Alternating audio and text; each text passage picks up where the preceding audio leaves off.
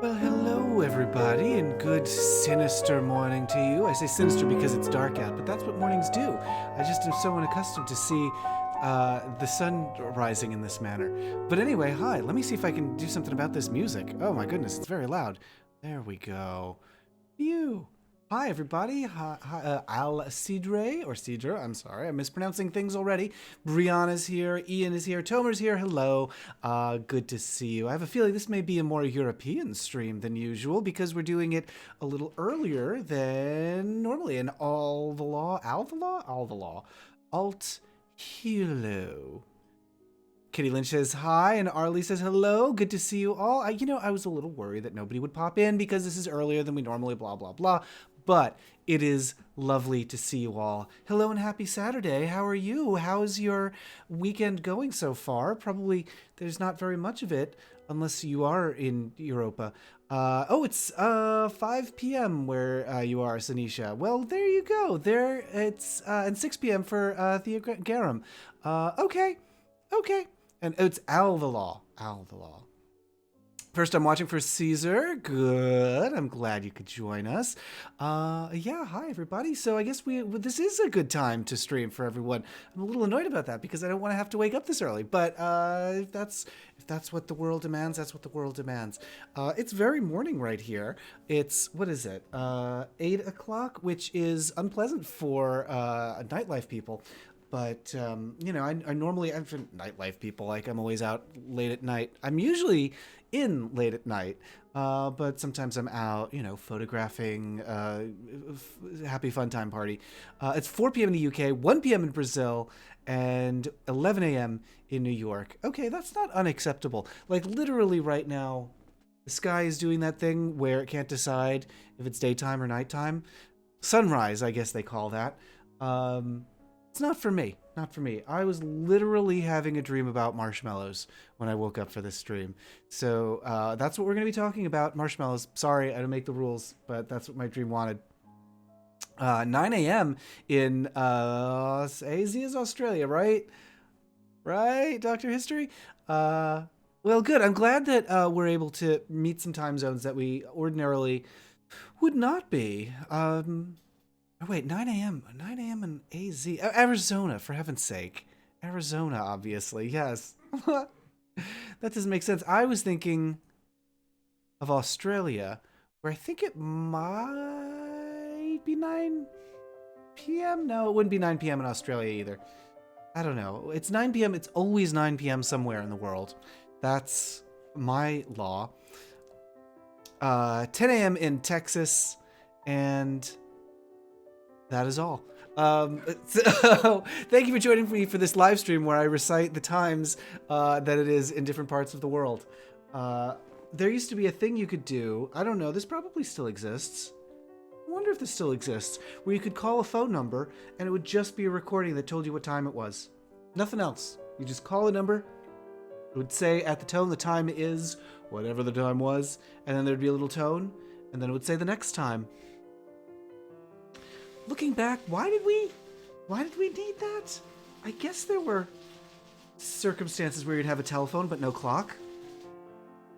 Hard to imagine. Why is the stream this early? Dave and Alonso in the same time zone. Yes, Tomer, they are in the same time zone physically, but spiritually, they are in the time zone of people who wake up early. Dave White, we're going to be talking about this when they join us in like 20 minutes or so. Dave is going to be doing some early morning baking. In fact, probably already finished it. So, and then they're picking up their Christmas tree. So it's a Christmassy morning over in their household. Meanwhile, in our household, I don't think we've done anything for Christmas yet. We've done nothing seasonal. James says, do you want to? Yeah, that might be nice. I would like that. Yes. Yes is the answer. What should we do for Christmas, you guys? How should we season the season? How should we remark? What remark should we make? I'm glad you've all come to my prepared remarks. What should we do to mark the Christmas time? Yesterday, or maybe it was 2 days ago, I was walking home from the grocery store and I had this brief moment of seasonalness. Somebody was burning Christmas lights. No, somebody had Christmas lights lit, and somebody else was burning a wood stove, and I could smell the smell of a fireplace, and I could see the twinkling of lights, and I was like, yes, this time of year. 9 p.m. in Turkmenistan. Shouts to all the Turkmen in the chat, says Lorenz. Do we have any other Turkmen in the chat? That would be cool. I'm glad that you're joining us, and I'm glad that this time worked out for you. Dr. Henry says, give rainbow Christmas lights. Do you eat food, says Arlie. I mean, that's a good way to spend any season. A service in some places, says Ian, supposed to be replaced by Atomic Clock. Oh, of course, the Atomic Clock webpage, which basically does the same thing. I guess the clock is a nice service to have if you are a person who does not have online. But I don't anticipate that is anybody who's going to be joining us for this live stream. Give rainbow Christmas lights. Do you mean like give them as gifts or give them a chance, like peace? That's another thing I guess we could do for the holiday. James, should we give peace a chance for Christmas? James says he doesn't trust it. That's fine. That's fine. We'll give Pete's a chance. Anyway, hi everybody, and welcome to the live stream. What are you obsessed with today? What are you watching and consuming and listening to and watching and looking at? I already said watching. I'll give them as gifts or gifts. Give them as gifts. What if I was like, oh, I misunderstood and I'm just giving everybody gifts? You get one, and you get a gift, and you get a gift. Alala says, oh, gay apparel. Yeah, I don't think I have anything too Christmassy to wear. I'm looking around for... There's a sombrero off to the side. I could wear that. Red or green? Yeah, I can't wear anything green because I'm green screen, so I would simply disappear. We used to have a little snow falling on cedars, backdrop for the live streams, but I don't think I'm just clicking through the prepared scenes. James says we'll have to do that in the future. Yeah, it is unavailable, but we did used to have like a little snowfall backdrop that I could have. That is one thing that I do miss about the winter season that I used to get all the time when I lived back east in the New England. It would snow. And I missed that. I wonder, like, we've all talked about what time it is in our parts of the world. Obviously, Dr. History, you're not getting any snow in Arizona. But, oh, Ian likes the library backdrop. Thank you. Well, you could make it snow in the library, I guess. That would be, what a nightmare for the librarian. What was I saying? Oh, yeah, I do miss snow. And there is snow close by. We just have not gone to see it. Steve Zara says, according to NASA, it is, wait, it's 1758? What, 0 degrees longitude on Mars? Oh, that's exciting. Library background is calm. I like it too. That's what I want. I want a little place of calm for these streams. A little place where we could just relax for once and feel cozy. I was looking up cozy rugs because we moved all of our office stuff around, and the floor is a little cold because it's just a bare plastic floor. So I was looking for, like, what is the coziest rug I can possibly find? And you know, I think I want a plaid. I think I want a plaid rug. Hard to find, unfortunately. Like a good cozy one. Like there's a lot of like tablecloth looking ones. That's not what I want. Anyway, are Dave and Alonso coming over to your home? In a digital sense, they are 1,200 miles away. They're in Los Angeles. I don't know how far that is from Seattle, but Dave and Alonso are far away. But they're going to be bouncing along via Skype to say hello. So it's like they'll be in my fake home. Well, oh God, my fake home where I get cut off by the invisible boundary of the portal over. We really need to put some piece of furniture over here to block the seam. Is there one on this side too? There is. This is the edge of where I exist. Dr. History wants to colonize Mars. I mean, that sounds good to me. Let's go to Mars and set up our own Tumblr there where we can have porn and nipples, all the nipples we want. No snow here. The UK is pretty similar to Seattle. Wet all year, says Tomer. Oh, I'm sorry to hear that. Well, unless you like it wet all year. Va-va-va-voom. We do have mountains, and we could drive like an hour to get to a mountain and look at some snow. And then I'd see I could tell you what would happen. Is I'd go and I'd look at the snow. I'd be like, all right, I've seen it. What I want is I don't want snow. I want snowing. I want that very particular smell of the snow falling and the sound. It's very important. Like, that's what I want. Instead of this classical music, we should be listening to the sound of snow falling right now. Tia, I always mispronounce your name. I'm sorry. Thea or Taya. Garam says the bacteria wouldn't like us invading their planet. That's certainly a risk, that there would be some microorganisms there that would be like, oh, humans, delicious. Who even knows what horrible life awaits us there. I'm happy just to look at the rocks for now. Did you see I got to interview the science daddy, the hunky muscle man who's systems engineer on the InSight mission? I've got it. You could go to my Twitter. I almost said my Tumblr. Sadly, no. You can go to my Twitter, and there's a link there if you scroll down a little bit to the interview I did with the scientist who at Jet Propulsion Laboratory. Oh, good grief. I just noticed the video that's playing the classical music. The thing that goes along with this looks like there's a monster. There's like a little slideshow. Right now it's showing me Beethoven. But previously the image was like in the slideshow, somebody just put a monster in the slideshow. Shannon says we had 2 weeks, a lot of snow in Maine, and 3 days of 50 degrees and rain, and now it's gone. Oh, no. Well, it was nice while it lasted. Ty says I'm woefully behind on listening to Linoleum Knife. Well, you've got 23 minutes to catch up, so go listen to it at sextuple speed. Sextuple? You were a guest. I was a guest on Linoleum Knife not that long ago. I guess it was almost a year, actually. That is a very long time, if you're a moth. Yeah, I was on Linoleum Knife, talking about Melissa McCarthy's movie, Get in the Car. Nope. Melissa McCarthy's movie, I learned a thing or two. Melissa McCarthy... What's the movie? What's the name? I can't believe I remembered the name of Melissa McCarthy. Or McCartney. I'm pretty sure it's McCarthy, like the senator, not McCartney like the Beatle. What was her movie? Slippery mortar board.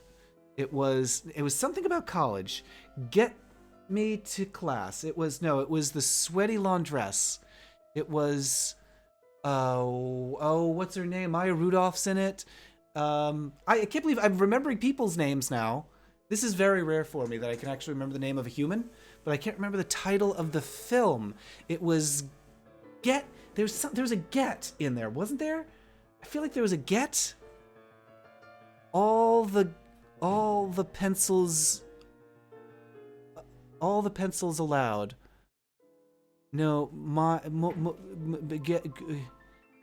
I got great. I got great. Yeah, that no. It's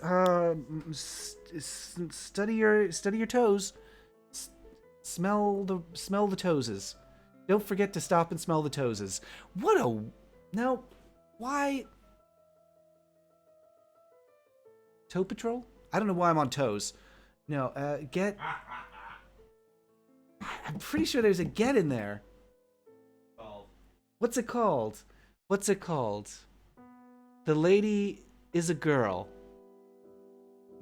The 4 words. Party on down now. You're on the right track. Really? Yeah. It's my party, mom. It's my party, mom. Here's my mom. That's 3 words. Have this good life. It's too late now. No, these are all party. There's no the party of love. Party Patrol. Pup Parade. Party Patrol Pup Parade. Whoa, I definitely want to see that movie. Party Patrol Pup Parade.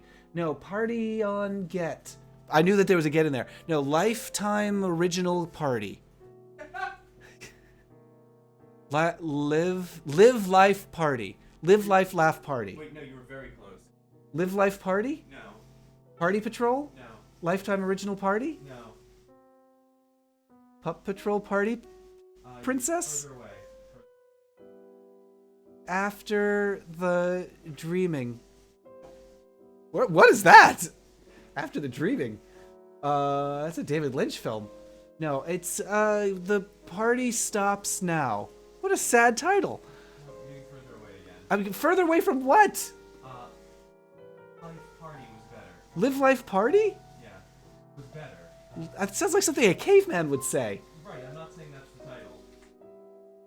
Liv Tyler's Party House. What's a phrase? An actual phrase? An actual phrase? Yeah. Liv Tyler's coming. Nope. Live like your party. Live. It's alive. Party time. Party on down. Love. Life of the party. Life of the party. That's it. Woof. I got it. I did it, you guys. Okay. And now I can look back at the chat. So I don't look at the chat. I should have said I don't look at the chat when that happens because people tell me what I'm trying to remember. Thea, tell me how to pronounce your name. And you're sick and you have a cough. Oh, I'm sorry to hear that. Here's what I recommend for that. For some reason, this works for me. Is exercise helps me with a cold sometimes. That's weird. Although what it might be is that exercise helps me sleep, and sleep helps me get better. That's probably closer to what it is.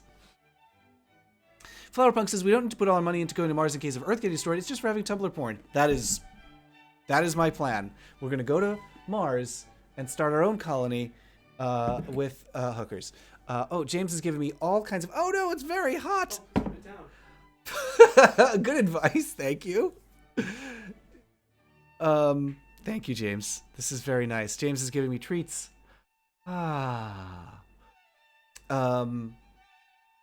It snowed in Finland, but melted. Life of the party, says Ian. Yes. Or bridesmaids. Almost.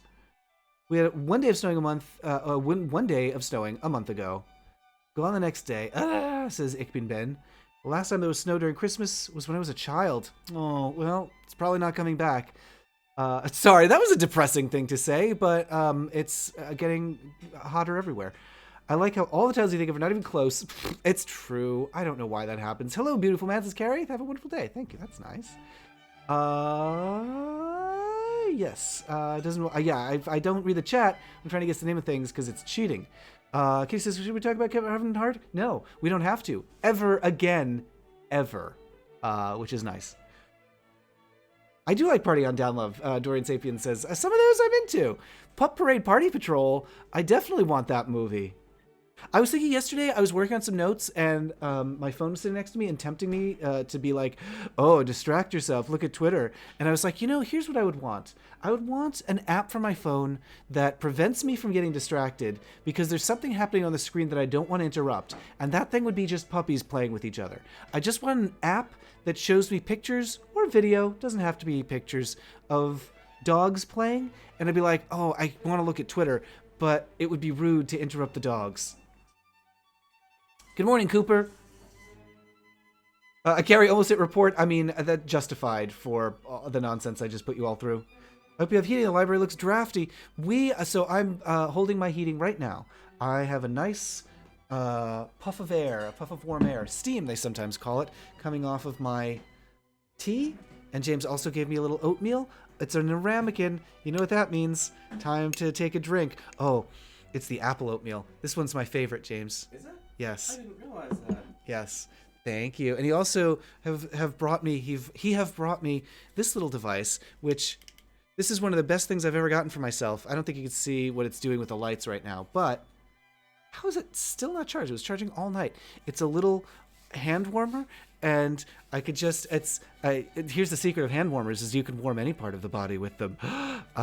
It's just so nice to have a warm thing to hold. It's like a warm stone. I have in one hand, I've got the hand, James just laughed at me. I've got the hand warmer in one hand. In the other hand, I've got my clicker. It's literally does nothing but makes different things make clicking noises. It's so satisfying.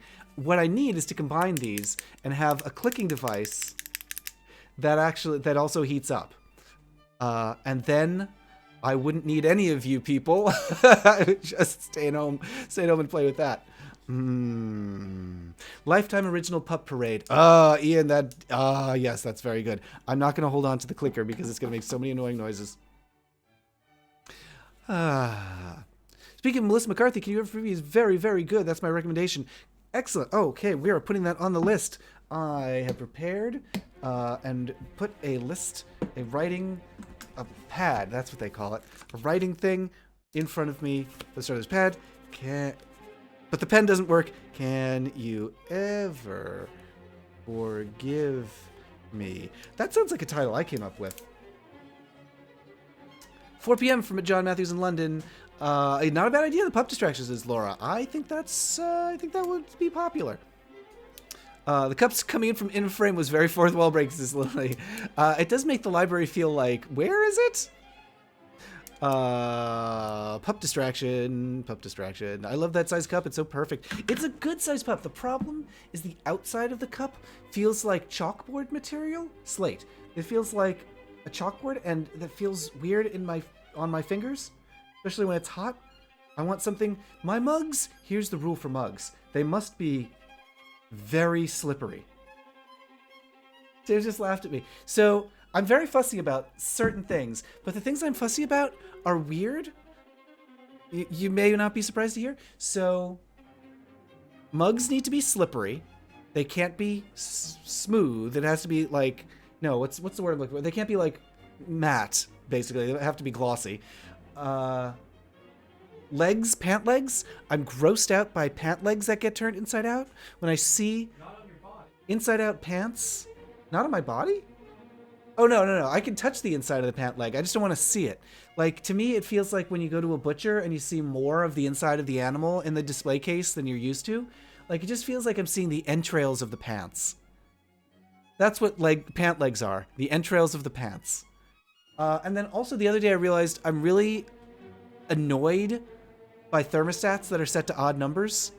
Can't have it. I do not like a thermostat on an odd number temperature. Has to be even. And oh yeah, James, I've mellowed on this one, but I don't like to eat sandwiches in the house.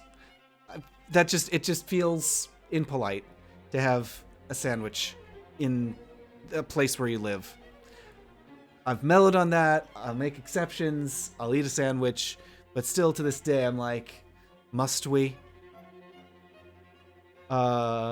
I would buy that, says Carrie. Okay. The pup distraction? Have you seen Boy Erased, says Kitty Lynch? Not yet. I'm putting that on the list. Boy Erased. Is that the ex-gay therapy in quotation marks, obviously, the ex-gay movie with Nicole Kidman and somebody else? Oh yeah, the intense violin music. Oh, I will turn it down just ever so slightly because, in fact, I'll take advantage of this break and turn it off altogether because I'm gonna need to bring that volume up so we can hear Dave and Alonso. Maybe you can write on the mug. Oh no, can you imagine with chalk? I can't imagine anything worse than having a mug with chalk writing on it and the dust starts to get on your fingers. No. Oh no. My toes are tightened right now because I'm so grossed out by that. Ian says, odd is okay only if it's a 5, even then not loving it. Those are oddly specific and I like it. Good. Thank you. I went to the butcher, now I'm a vegan, says Cooper. I looked at my pants and now I'm a nudist. Life's fun that way. My thermostat has to be on a multiple of 3, says Mercer Damon. Oh, a multiple of 3. I would allow that if we used a different numbering system that was base 3. Carrie says the hand warmer clicker combo. I know, right? Like, and here's the thing: is the hand warmer has a little button on it. I just want to like click the button, but that changes that temperature. So I don't want that. I literally want a button on my hand warmer that doesn't do anything. Anyway, we're going to be joining, we're going to be bringing in, we've talked about almost no entertainment media at this point, except for Boy Erased and Can You Ever Forgive Me, and the Pup Parade Puppy Patrol. But we're going to be bringing in Dave and Alonso in just a minute. Boy Erased is the X-Game movie. Yes, says Tomer. Better Camp, Showgirls or Death Becomes Her. Showgirls. I can't listen to music when the volume is on a number that ends on 1, 4, 6, or 9. Okay, so this is not so unusual. Other weirdos like you people are out there. Boy Erased is kind of like Miseducation of Cameron Post, if you've seen that. I have not seen that one. Lily likes the line, my toes are tightened. You know what I mean. I got some tight toes, baby. What is it? Miseducation of Cameron Post. Oh God, when I write it makes the whole desk shake. Paul says, I can't buy 3 is not something to worry about. I'm not too worried, but just still. Click, click, click. Oh, I'm clicking my pen. Help. Your gay entertainment. What's your gay entertainment, says Paul. That's my gay. That's the entertainment that changed my life, is this pen. Chloe Moretz went on a date with a girl, and she's a lesbian in a movie. Oh. Chloe Moretz. I don't know who that is. That sounds like somebody I made up, but I know, I'm sure she's real. Okay, so we have Alonso, I think, joining us over on Skype. So I'm just typing hello, ready when you are. And I think he's going to be joining us from that account. Okay. Kirkwood Film is very boy-focused right now. That's true. Have there been any good lesbian films lately? Oh, here and watching it. Okay, we are going to dial in. So let's do it. And because of the delay, it's going to be temporarily very weird for you, Alonso and Dave. So the YouTube video is on a delay. The Twitch video will not. Hello. Hi, guys. Good morning. Hi. So good to see you. You will not be able to see me, unfortunately, because of how the Skype works. Mute my speakers. But we can see you, and I'm bringing you in, and there you are. Hi, guys. Hello? Yay. Well, please welcome everyone. Welcome my guests, Dave White and Alonso Duralde. Are you able to hear me? Yes, good morning. Yay, good. Hello. Hang on, I've got to close down your YouTube thing if we're going to have weird delay stuff going on. Yes, oh gosh, I can hear it. Okay, that's better. Yay, hello. And look at all how seasonal your shelves are. Anyway, everybody, please welcome Dave White and Alonso Duralde of the Linoleum Knife family of podcasts. Howdy. Hi. I love when my guests introduce themselves, so please introduce yourselves to everyone who's lovely, and I will eat some of this oatmeal while you're talking. Hi, I'm Alonso Duralde. Dave is my husband. We co-host the Linoleum Knife podcast. I am also film reviews editor at The Wrap and co-host of the Who Shot You podcast and author of the holiday movie guide, Have Yourself a Movie Little Christmas. I have insomnia and I baked a cake this morning. Oh no. Did it? I mean this morning, like 3 o'clock this morning. That is, I think, honestly, you're like Fred the Baker, right? You have to wake up nice and early, bright and early. Yeah. And you're doing your part for God and Country, by which I mean Mary Berry. She is the ruler of us all. I'm so pleased with how branded, how on brand you are right now with all the Christmas stuff. So let's dive right in. What did you bake? Well, I thought I was going to bake this like at 6 this morning, but then the insomnia hit, and I was wide awake. And I thought, well, fuck it. I'm going to get up now and bake that cake. So, Oh, by the way, can we swear on this? Yes, absolutely. Okay, good. good. until I do that a lot. Yeah. So Ruth Reichel, she used to be the editor of Gourmet magazine before it went under, and she's the author of many cookbooks and even at least one novel. The novel's called Delicious. Although I have not read this novel, there is a recipe in the novel for a gingerbread cake. Okay. That seems unusual. Like, it's usually flat. I'm sorry, what? Gingerbread in a cake as opposed to, Oh, you're thinking of a gingerbread cookie. Yeah. Yeah. This is a cake. Okay. And so in the book, there's a recipe for it. And so now you can get this recipe just pretty much anywhere on the internet. You can type in Ruth Reichel gingerbread cake. The book's name is Delicious. And up will come that recipe. And I knew I wanted to make it because I've been addicted to the Nigella Lawson sort of sticky gingerbread cake. And I've been making that for years at Christmas time. But I thought, I'm going to branch out a little bit and do a different one. And so when I woke up this morning, I did it. And it has unusual ingredients in it. It has cardamom. It has lots of orange zest in it. There's a boozy glaze that goes on top of it, and then another orangey glaze that goes on top of that. This sounds fantastic. This is like spiced rum the cake. I just took a bite of it before we Skyped in, and it is so fucking good. And it actually, and I was proud of myself because it came out. It wasn't overbaked. It wasn't underbaked. Paul Hollywood would give me a handshake for that. Make sure you live in an apartment that has booze and cardamom at 3 o'clock in the morning. Yeah, honestly, that sounds great. That's what I want to set like a cardamom in the spice drawer. Perfect. That is perfect. So anyway, I did that, and now I'm ready for guests to come over this afternoon and decorate our tree, and they can eat this cake and tell me that I'm a genius. Fabulous. And you'll be just like kind of like dozing off, which is like the perfect reason to get rid of guests once you're done with them. The snoring does put them off a bit. Well, that is so seasonal. You're putting me so to shame with how Christmassy you are. You are, of course, an expert. Alonso, you literally wrote the book on Christmas holiday stuff. Good. And so I imagine that you may get a little sick of the same holiday stuff year after year. And I'm curious, something I wanted to ask you was, do you change it up, what you do for Christmas and what you watch and what is like your holiday tradition? Or no, it's just like... I do. Well, okay. No, yeah.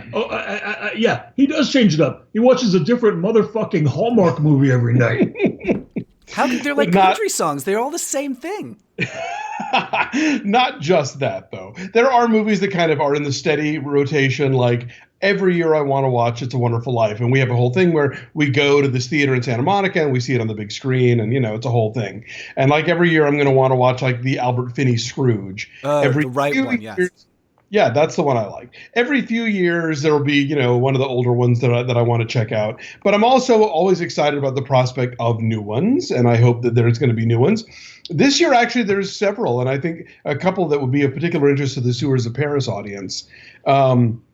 An indie film called 1985 from director Yen Tan. It is a period piece, as the title suggests. It's about a gay man coming home to Texas for Christmas. He's not out to his family. he's a gay man in New York in 1985, so it's that Christmas where it's probably the last time he's going to see them. It's a very poignant film. It's set entirely over the holiday season. It stars Corey Michael Smith from Gotham and Carol, and the parents are played by Virginia Madsen and Michael Chiklis. Really beautifully done film, really powerful. I very highly recommend it. It is currently for sale or rent on Amazon Prime. Okay.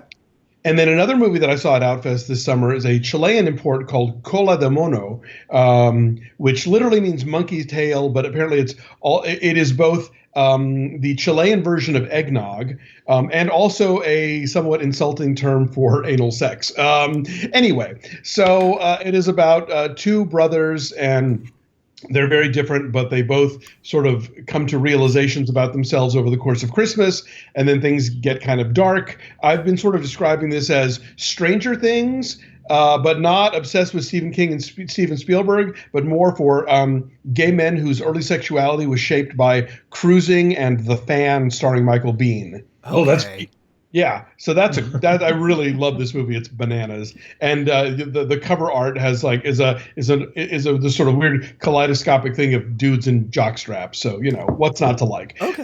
TLA Video just put that out on Blu-ray. Of course they did. Yes, bless them. And then we disagree on this movie, but I'm a big fan of Anna and the Apocalypse, which just hit theaters in limited markets and is getting out there. And it is a Christmas zombie musical that I think is very charming. It's not. Whatever. Well, he may be the Christmas movie expert, but we are both legit film critics. Yes. This is our job. Yes. And we are weird in that we are the married film critics in the United States. Like, we're the only ones. And so I at least get to you have a weigh in on Anna and the Apocalypse on our podcast, Linoleum Knife. Yes, you can hear us bicker about that at length there. And that is where we will have a big fight about it. Yes. Everybody, Yes. mandatory listening, do go subscribe to not only Linoleum Knife, but Linoleum Knife and Fork and Linoleum Knife TV and the whole suite of offerings. Yes, at our Patreon page. And if you're not already supporting Matt's Patreon, hey, it's Christmas. Be nice.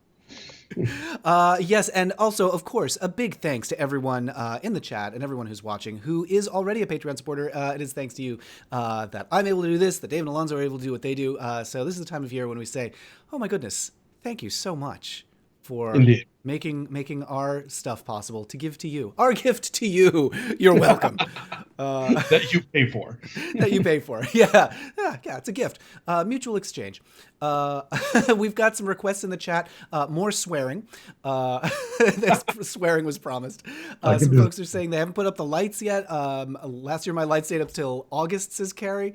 My tree isn't even up, says Carrie, and someone said we never took our lights down, and usually my tree usually goes up the day before Christmas Eve. Well, Wow. Better late than never. Sure. Look, in ye olden times, it would go up on the 24th, and you would decorate it then. Like, that was a whole big to-do. Right. Sometimes even like people, like, they would go to bed and wake up and to a decorated tree that Santa left behind, So everybody does it differently. I know people who've had theirs up since before Thanksgiving. We do a living tree, so we decided to go a little later than usual because it's not alive anymore. Well, but you know what I mean. As opposed, it's not a balsam hill. And I was raised Catholic, so I kind of like having the Christmas tree up through Epiphany, which is January 6th. And years past, if we get the tree too early, it's already drooping by Christmas, and by Epiphany, it's downright sad. We always, in my house growing up, did what we called Little Christmas. And I know this is sort of a holiday that my family has adapted to its own purposes, where around December 10th-ish or so, we would put our shoes out by the door at night, and then in the morning there would be an orange and some small piece of chocolate inside. Yeah, that's actually a variant of St. Nicholas Day. That's right. Yes. Which I think was 2 days ago. I think it's December 6th technically, but okay. I was hearing about this for the first time this year, just through all of my network of Christmas obsessives on Facebook. That was a new one on me, but yeah, there's a thing, you leave the shoes out and they're filled with candy or some sort of early gift, and apparently that was sort of well, the modern Christmas is sort of a knockoff of the old St. Nicholas Day celebration, but some people still do St. Nicholas Day as a little separate thing as a lead up to Christmas. Yeah, it was sort of like Christmas practice. And then we would also simultaneously do Hanukkah. So it was quite a mix. Between that, we'd have the tree up, we'd have like the menorah near but not too close to the, we did a live tree as well. Like I had, there was a period where I was working at Strawberries when that was a thing, the music store. And I had a We had peaches in Atlanta. What's that? We had peaches in Atlanta. I think, part of the same, like, weird. It was like the parent company was called Trans World Entertainment Corporation, which is like as Bond villain as it gets. Yes. But I had a manager there who I kind of clocked him when he was like, I just love Cats. I love the musical Cats. It's my absolute favorite of all time. And then around Christmas, he was describing his tree, which it was like the plasticest he could find. It was like the silver. It was like a tree that was made to look like tinsel. It was made of. And then he would do this thing with like fake birds on the tree, and he would spray it with snow, but then spray the snow blue. Like it was the most constructed. Yeah, I know. It was That's a lot of look. it was an intense look. Yeah, there was a lot of artifice to his Christmas, and at the time, I don't think I appreciated camp fully enough to understand what he was doing. That's ginging it up. It really intensely That's his coming out statement. What I love about sort of the way that the Christmas celebration has evolved is that, yes, it obviously does have these religious roots, but also you have the early church basically borrowing all the best stuff from other people's festivals. So, historically, they think Jesus was probably born in the spring because in December, the shepherds wouldn't have been out in the fields, blah, blah, blah. But, they realized early on that if they were going to compete with the super popular pagan religions at the time, it would behoove them to sort of like glom onto their most awesome traditions. So that's why the solstice and the Yule and Saturnalia and the birth of Mithra and all that stuff all is lumped together now into what Christmas is. And so I find that hilarious when people talk about, the true meaning or the way it used to be or blah, blah, blah. It's ever evolving. I mean, it was banned by Oliver Cromwell because it used to just be an excuse for people to get drunk and go door to door and harass people for money and food. Mm-hmm. Yeah, it's like we've been A/B testing for the best holiday for like 2,000 years. And so we're finally like narrowing in on like the platonic ideal of holiday. Over in the chat, Lily says, eggnog is gross, but I love ass. I heard that. Why not both? Yeah, why not both? There we go. Then work that into the holiday. Tay says, Finnish people don't sip eggnog. We have glögi. It's a beverage. Tell me more about glögi. Paul Bunyan's attention is caught by the man in the jockstrap on the cover there. My favorite thing about eggnog, says Oprazine, is the flavor of egg white. It's not for me. I like the fakey eggnogs rather than the like, I made this for real out of eggs.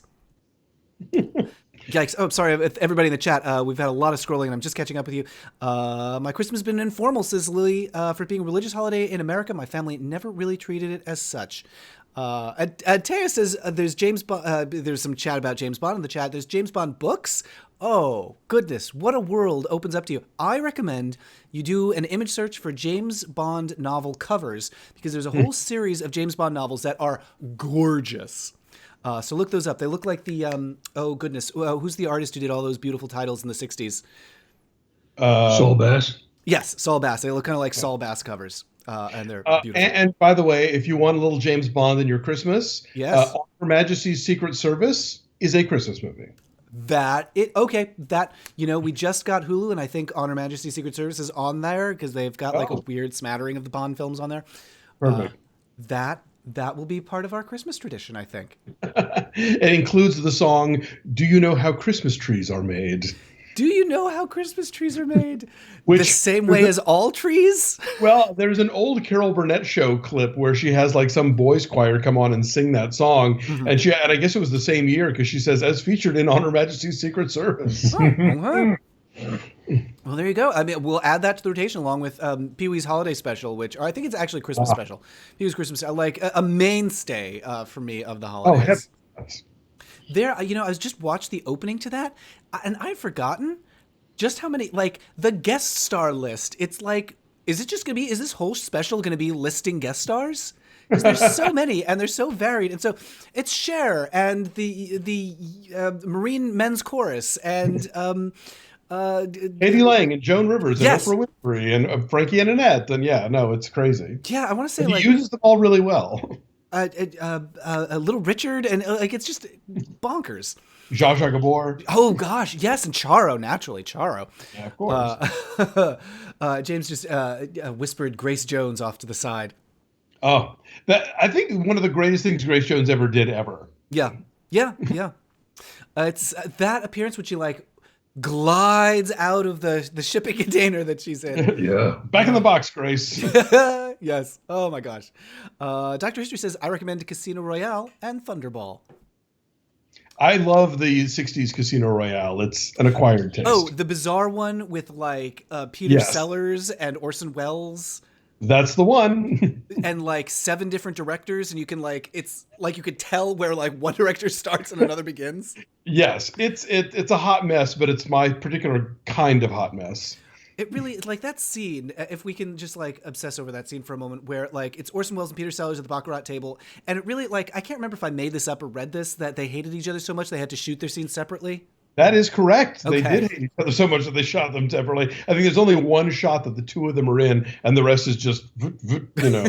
Yes, it's so bizarre. Oh, it's so bizarre. Ian says that's the one. Wait, Casino Royale and or Thunderball, the one with Diana Rigg and Joanna Lumley. Oh my goodness. No, that's on Her Majesty's Secret Service. Okay, that's okay.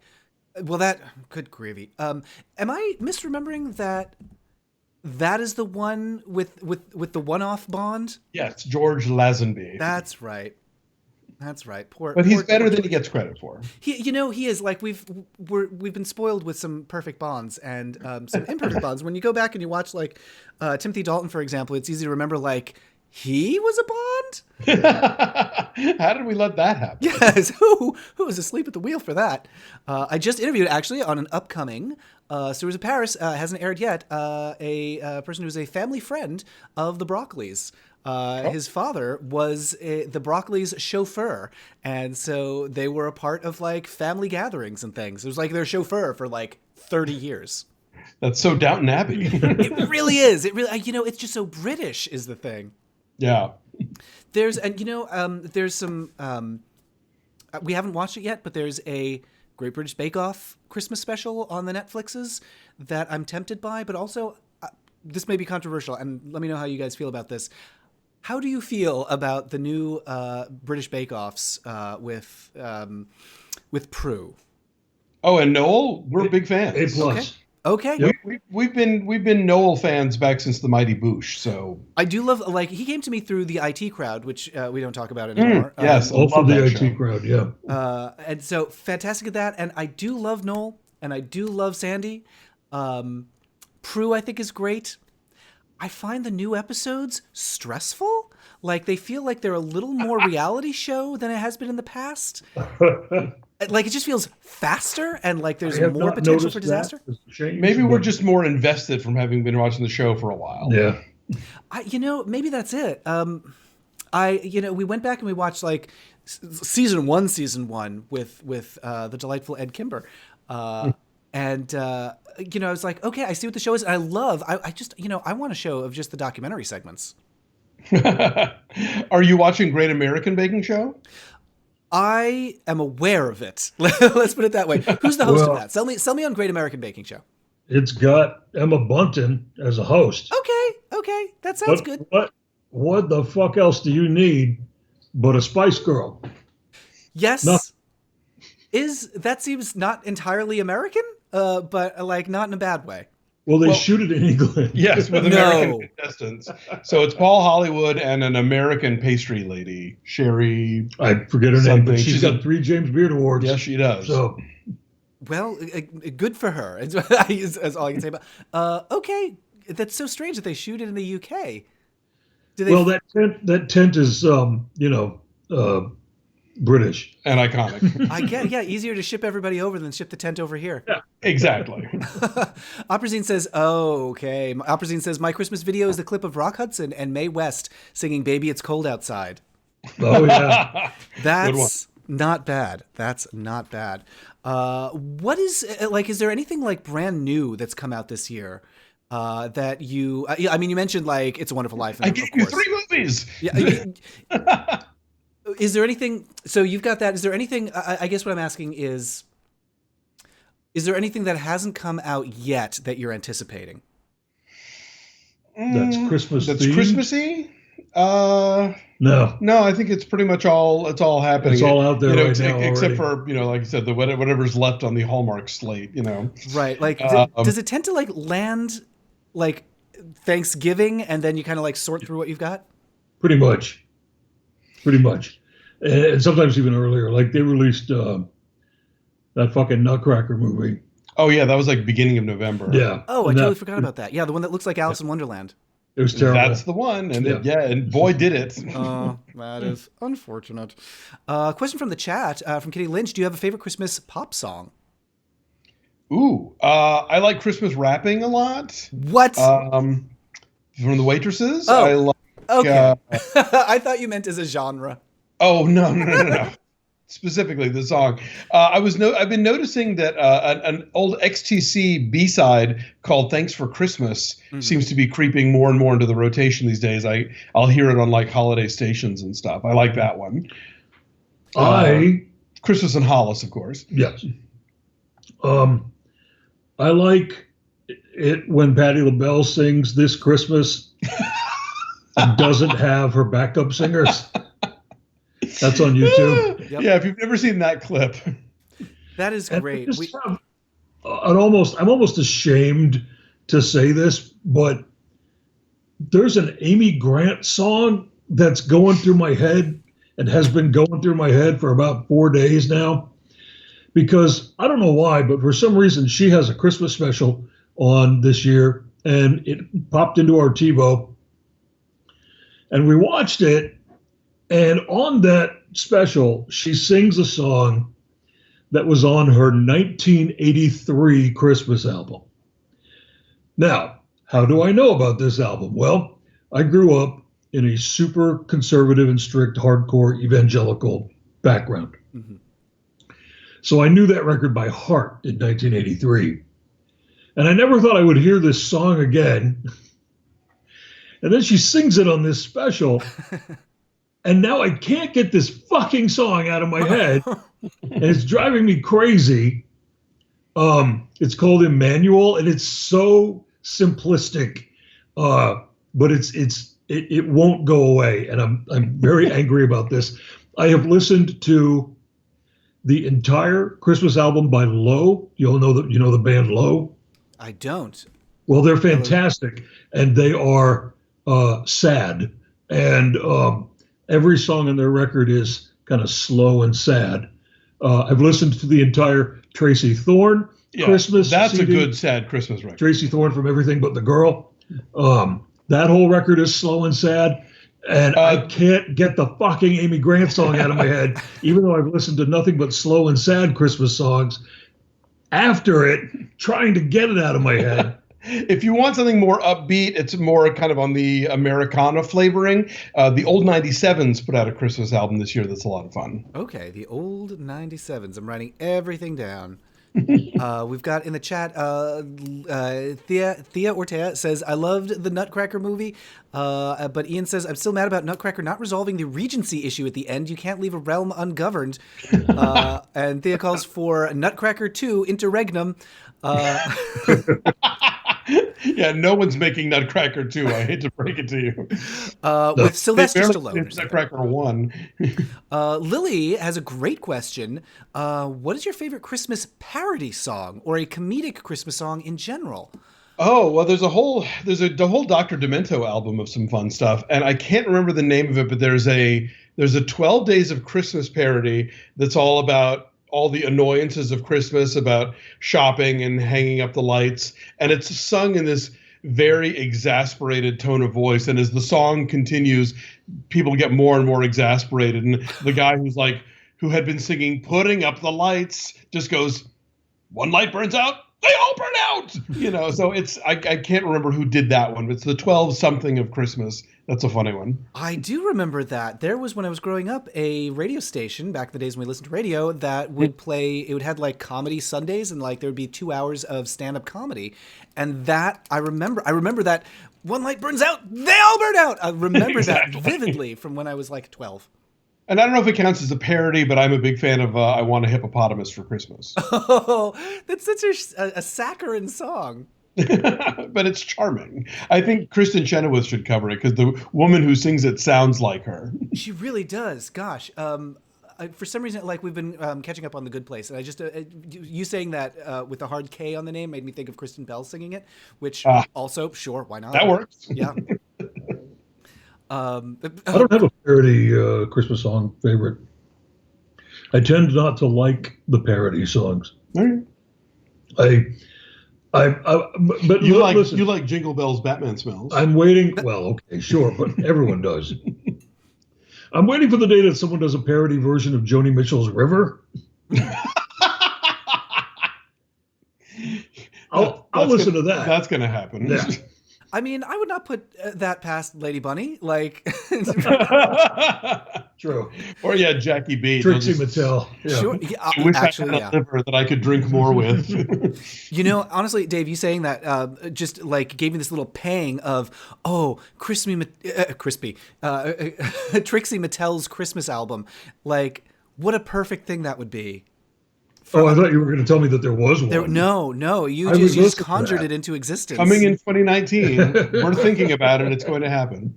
I just saw her. She was here for, what was the show? She was just here in a show with Peaches. True Beverly Hills. Oh, True Beverly Hills, of course.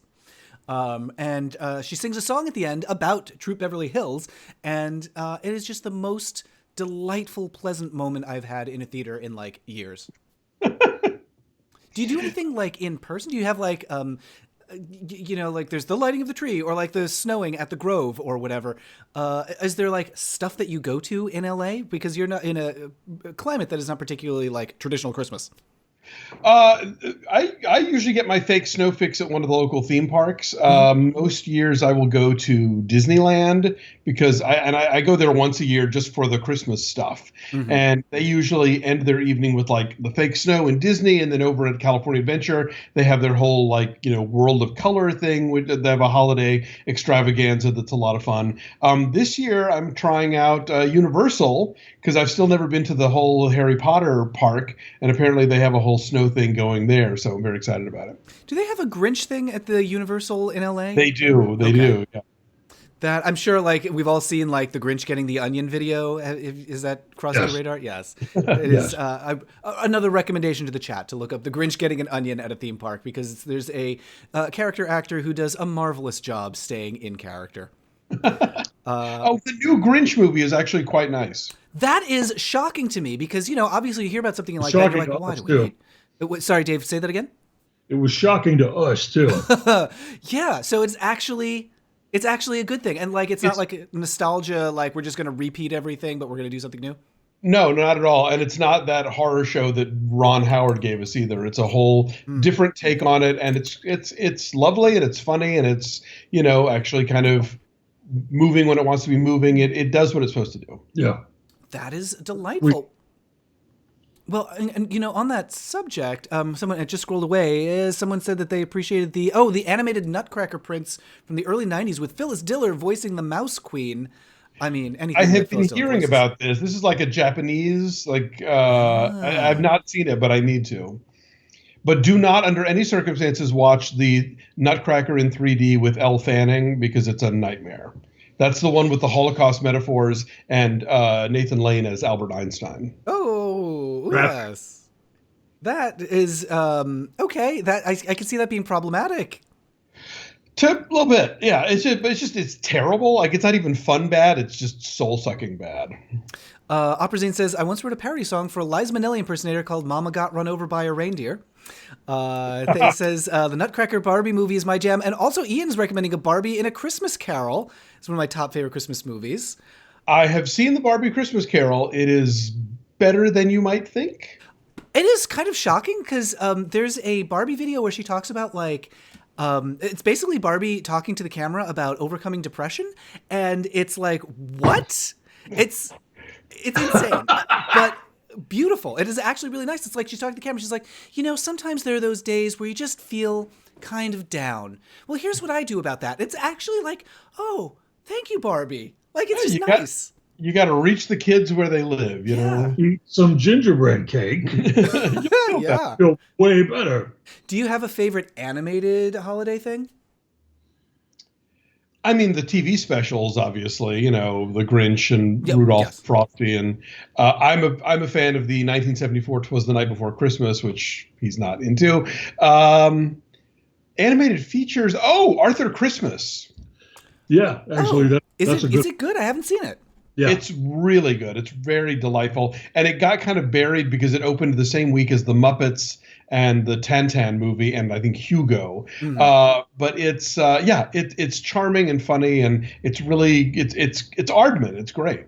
Huh. Max Bader says, as a Jewish gay boy from New York, I've never known so little about any topic you've ever discussed. I'm really enjoying this discussion. I'm an atheist, if that helps. Yeah, it gives you kind of a fresh perspective. Are there Hanukkah movies? There are two. Actually, Hallmark has promised that we're getting Hanukkah movies from them next year, which I'm very excited about. But there is one that's, I think, pretty funny called The Hebrew Hammer. Okay. Which stars Adam Goldberg, and it's kind of if Shaft were Orthodox, and he has to save Hanukkah from the machinations of evil Santa Claus Jr., played by Andy Dick. There's also a terrible one, which would be Adam Sandler's animated nightmare, 8 Crazy Nights. Oh, yes. That's kind of it, though, for Hanukkah movies. It is a sadly untilled field that I think is waiting for somebody to really make the classic Hanukkah movie. Yeah, Hallmark to the rescue, hopefully, in 2019. Look, if there's a new avenue for them to tell the exact same story again, I welcome it. Yeah, it's basically a Christmas procedural. Well, yeah, someone will have to return to. It's funny. Usually, these movies are about a big city woman going to a small town and learning to love Christmas. I'm imagining a small town woman going to Queens and learning to love Hanukkah. And instead of the cookie cutter red and green posters that Hallmark creates for every one of their movies, this one's going to be blue. I love it, and yeah, I absolutely, I would be delighted by that. Like a kind of a reversal there of. I was about to say like sort of an urban fantasy, and that just made me think of The Wiz. So like I'm combining all sorts of all sorts of genres, and I would also want it to be a musical.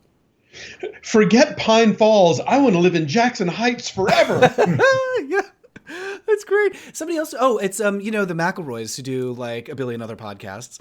They've been doing on My Brother and Me. This segment called That Feels Like Christmas, That Sounds Like Christmas to Me, where they will describe 2 actual Hallmark specials and 1 made-up one, and the other brothers have to guess which one is made up. I was wondering about that. Somebody had tweeted that I've been doing like I get 1 minute on every episode of Who Shot You to sort of run through all the Hallmark movies I've seen that week. And somebody said that segment was ruining the McElroy thing for me. And I'm behind on my Mabim Bam, so I didn't know what they were talking about. Ian says the mayor of the new Grinch movie was Angela Lansbury. Well, that's outstanding. And she was in it all too briefly. Lansbury also pops up in Mary Poppins Returns, so she's having a busy Christmas. Good for her. Oh, good. I'm delighted to hear that. That's another one. I know you guys can't see, but we do have an Angela Lansbury in the live stream at the moment. Oh no, actually we don't. She got taken out when we put the library background in. But often there's an Angela Lansbury hovering like a hidden figure somewhere in my green screen backgrounds. She's an angel hovering over us all. Yes, or a portent of doom, depending on which Lansbury verse you're in. Do you have? You mentioned a while back the video of oh goodness, is it Patti LaBelle without the background singers? Yes. Is there? This may be a tall order. Is there a Christmas fiasco that you appreciate where something has gone wrong? I think of like National Lampoon's Christmas. I almost said Christmas Vacation, but sure, like that. Like the National Lampoon movie where everything's going wrong at Christmas. Yeah, that's Christmas Vacation. Yeah. Okay.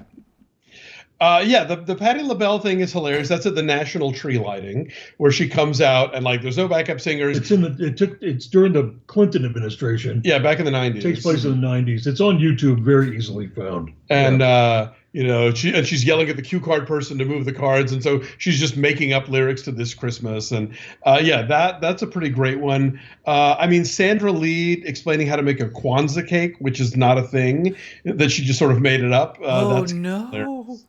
Oh, yeah. Christmas fiascos. I mean, there are some terrible Christmas movies, obviously, depending on the mood you're in. The 80s Santa Claus, the movie, I think is kind of a disaster. But not fun to watch at all. So don't bother. Santa Claus Conquers the Martians is fun if you watch the Mystery Science Theater or Cinematic Titanic or Riff Tracks versions. I know they've all had a turn at that.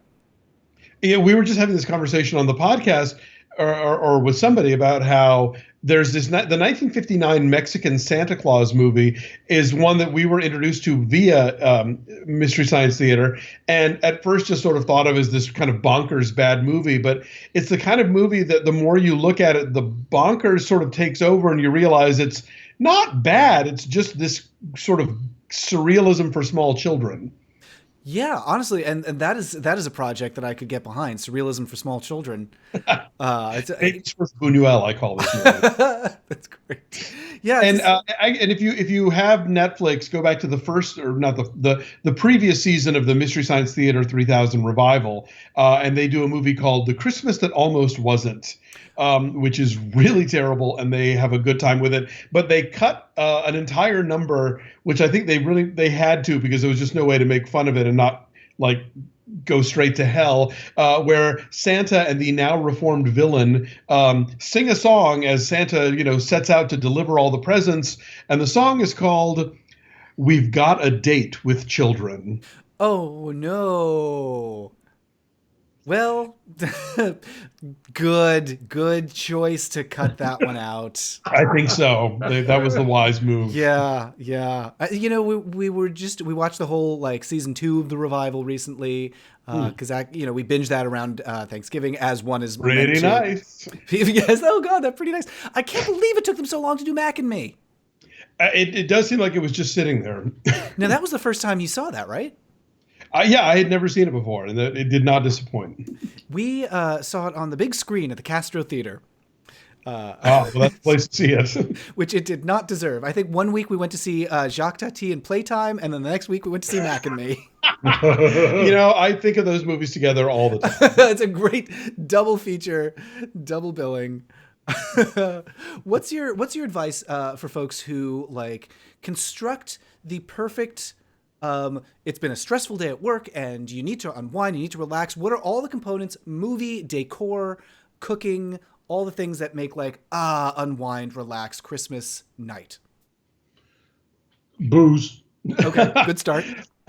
I would say find the kind of holiday candle you like. There are various versions they smell like fir trees, or they smell like cinnamon cookies, or they smell like, oranges and cloves. I'm a big fan of the Ralph Lauren holiday candle. It's pricey, but it is intoxicating. If you can convince somebody to give it to you as a gift, so much the then better. You don't have to be the one to shell out the cash for yes. it. Yeah. Okay. So, light a candle, make yourself some cocoa, maybe slip a little something in that cocoa, put your feet up. You know what? Watch Christmas at Pee-wee's Playhouse. I mean, that's just perfect. That's just perfection. Yeah.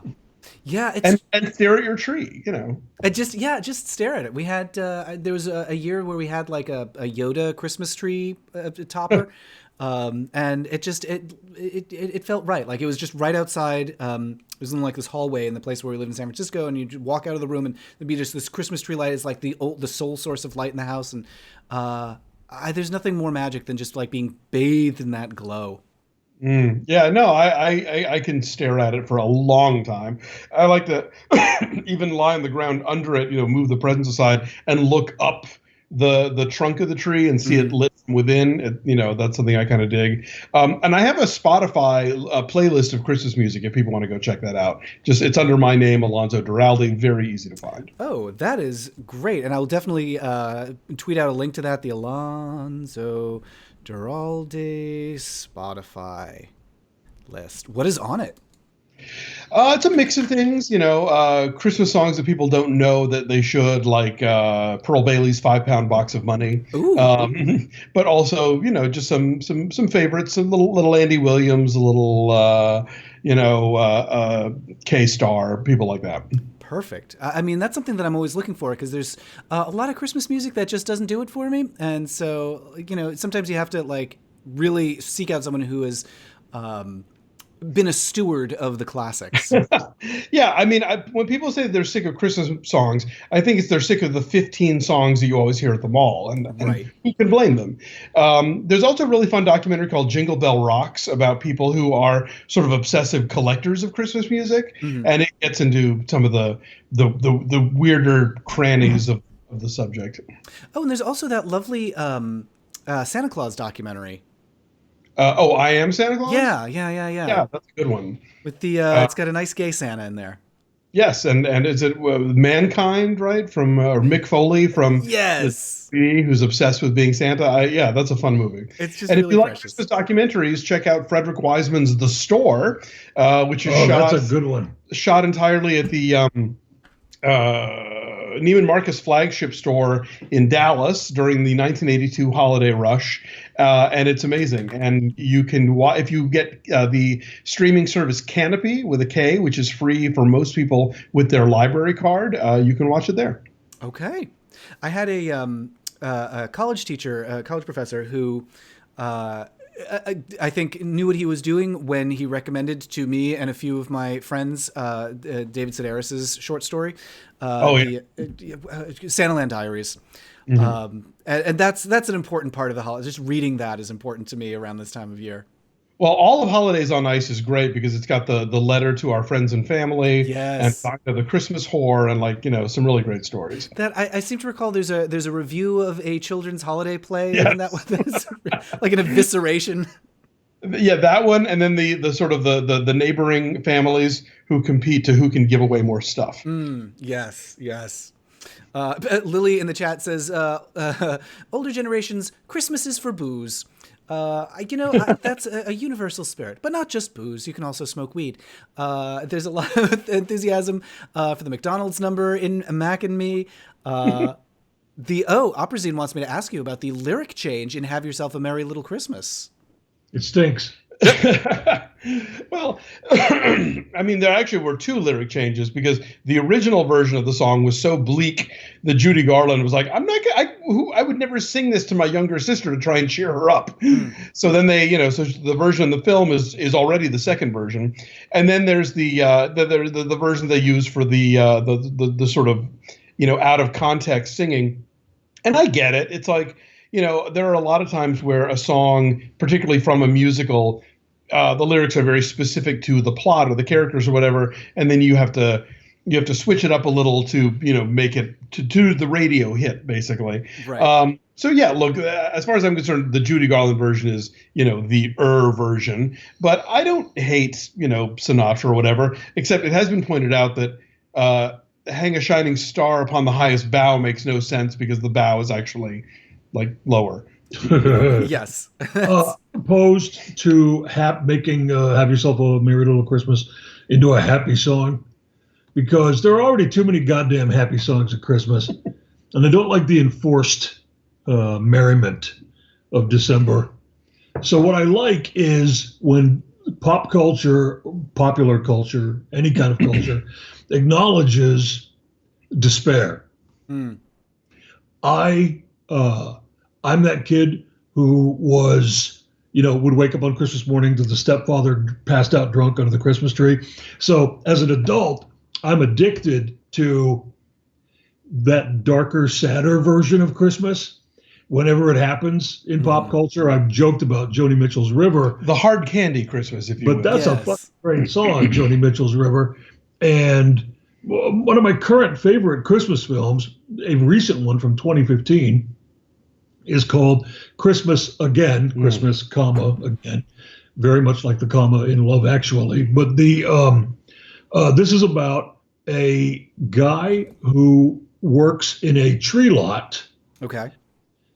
And he sort of sleeps in the trailer, and he's kind of broke, and he's getting over a breakup, and he's just sort of grieving all throughout that time of the year. Mm-hmm.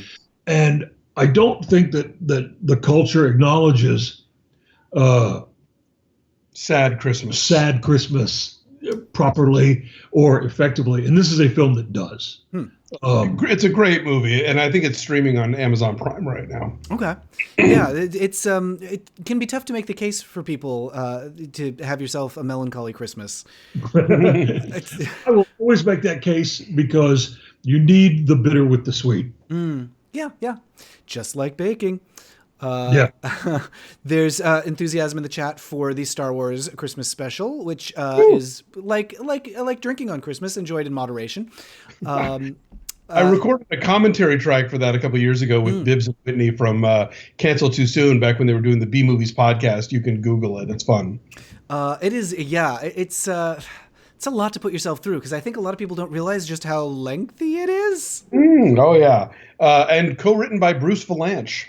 I had an opportunity to interview him about the experience of writing that. And I was like, as delicately as I could, I was like, were there drugs involved? And he was like, of course there were drugs involved. So, yeah, no, Frank DeCaro and I had him at a Christmas thing that we did where we interviewed people involved with different movies and TV shows. And yeah, that's all we talked about for 20 minutes. It was great. Sophie McLeod recommends Santa Bring Me a Man by 2 Tons of Fun, a.k.a. It's Raining Men, the Christmas version. Oh, I don't know this one. And Lily says, I don't understand Hallmark movies. 80% are the same movie with different actors. Yes, you do understand them. And it's that level of predictability that makes them such comforting viewing. It's also, they are repellent. I've also had the conversation with people. I cannot watch them. Where these are movies that almost dare you to watch them actively. Like, they exist to be the third most important thing you're doing at that given moment. Yeah. Like, you could be wrapping presents and talking on the phone, and then also have this Hallmark movie on. But like, if you get the flu and you're on the couch, you can fall asleep in the middle of one of them and wake up in the middle of the next one, and you know exactly what's happening and what's going to happen and what has already happened. And so that's what the appeal is. Or you could just watch porn. Sure. That Where also again, works. you already know what's happened, what's going to happen. Yeah. I interviewed Michael, I've forgotten his last name, who does Parody? Sorry? Variety? That's the one who does Christmas movies and horror films, about how sometimes when you're in a genre, like the rules of genre are compatible from one form to another in ways that you would not expect. Yeah, there's been quite a crossover of late where, like, The Asylum, which cranks out like a lot of low-budget horror movies, has gotten into the low-budget Christmas business, and directors like Fred Olen Ray will make a Christmas movie because, you're right. It is the steps are laid out for you to follow. It's and that comforting thing of the repetition is now there's a lot of excitement in the chat for Christmas porn. Which sure. I will say that controversial Dan Savage does not like sexy Christmas stuff. He is very stern about that. Well, no one's making him watch it. Exactly. Let's see. John Newman says, musters up his best Ed McCann for Lily. You are correct, but sorry, John. I think we lost who you were responding to with that one. Oh, and now the conversation has definitely moved to porn. Great. Sorry. Yeah. Well, you've got what is it? 1 week left to enjoy it before Tumblr takes it all away from us. So. Well, here's the great thing about porn. It's all over the internet and not just on Tumblr. It's true. We will be just fine. If you really want to find it, it's in other places. Yes. It's just, you could take a peek at some other websites. Favorite Tumblr people and go to their OnlyFans page and give them some fucking money. It's true. Like, of all the things that are monetizable, this genre is the most. Yes.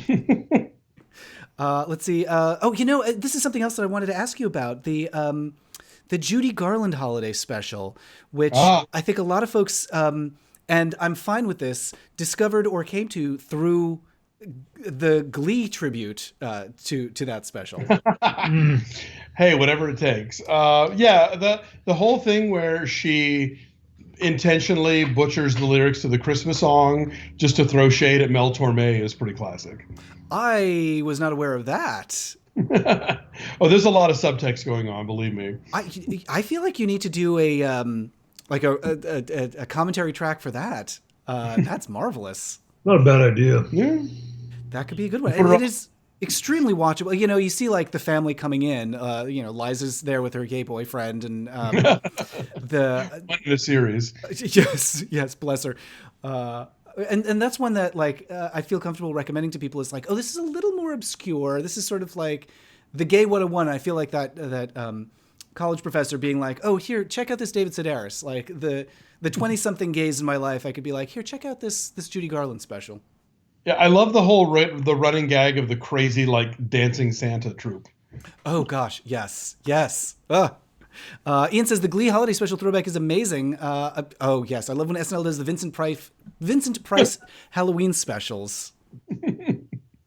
I just watched the Halloween one again, which is great, with John Hamm doing James Mason.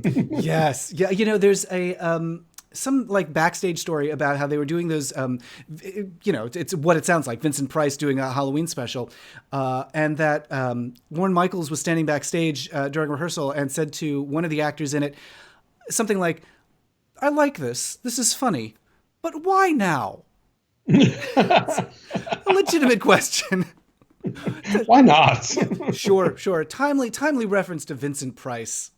Well, yeah, you know, I like that SNL just assumes that you go into the sketch knowing who Gloria Swanson is and why Kristen Wiig is going, I'm a pirate. Yeah, that, you know, and again, it's like one of those things that like is best when annotated live by your friend who's delighted because this obscure thing that they know about is getting some recognition. Exactly. Are there things that like you want to do those because you're both so knowledgeable about all of this stuff, commentary tracks, because you've done the Apple is among my favorite tracks for various movies. Is there stuff that you want to do in 2019?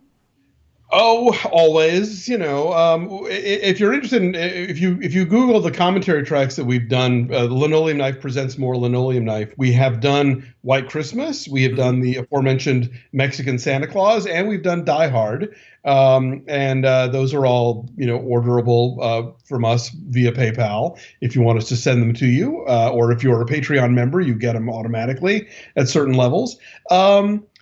I mean, it's weird. I mean, I wrote this book the book came out in 2010, and it seems to sort of escalate every year how much stuff I'm doing for it. Like, I wish I had done as much the year it came out as now, you know, but in 2010, there weren't nearly as many podcasts as there are now. So right. Suddenly I find all these new venues to talk about it. So, yeah, I mean, as much as I would love to have my Decembers back for actual Christmas stuff all the time, it's fun to get out there and talk about this stuff. So hopefully 2019, there's more opportunities to do it.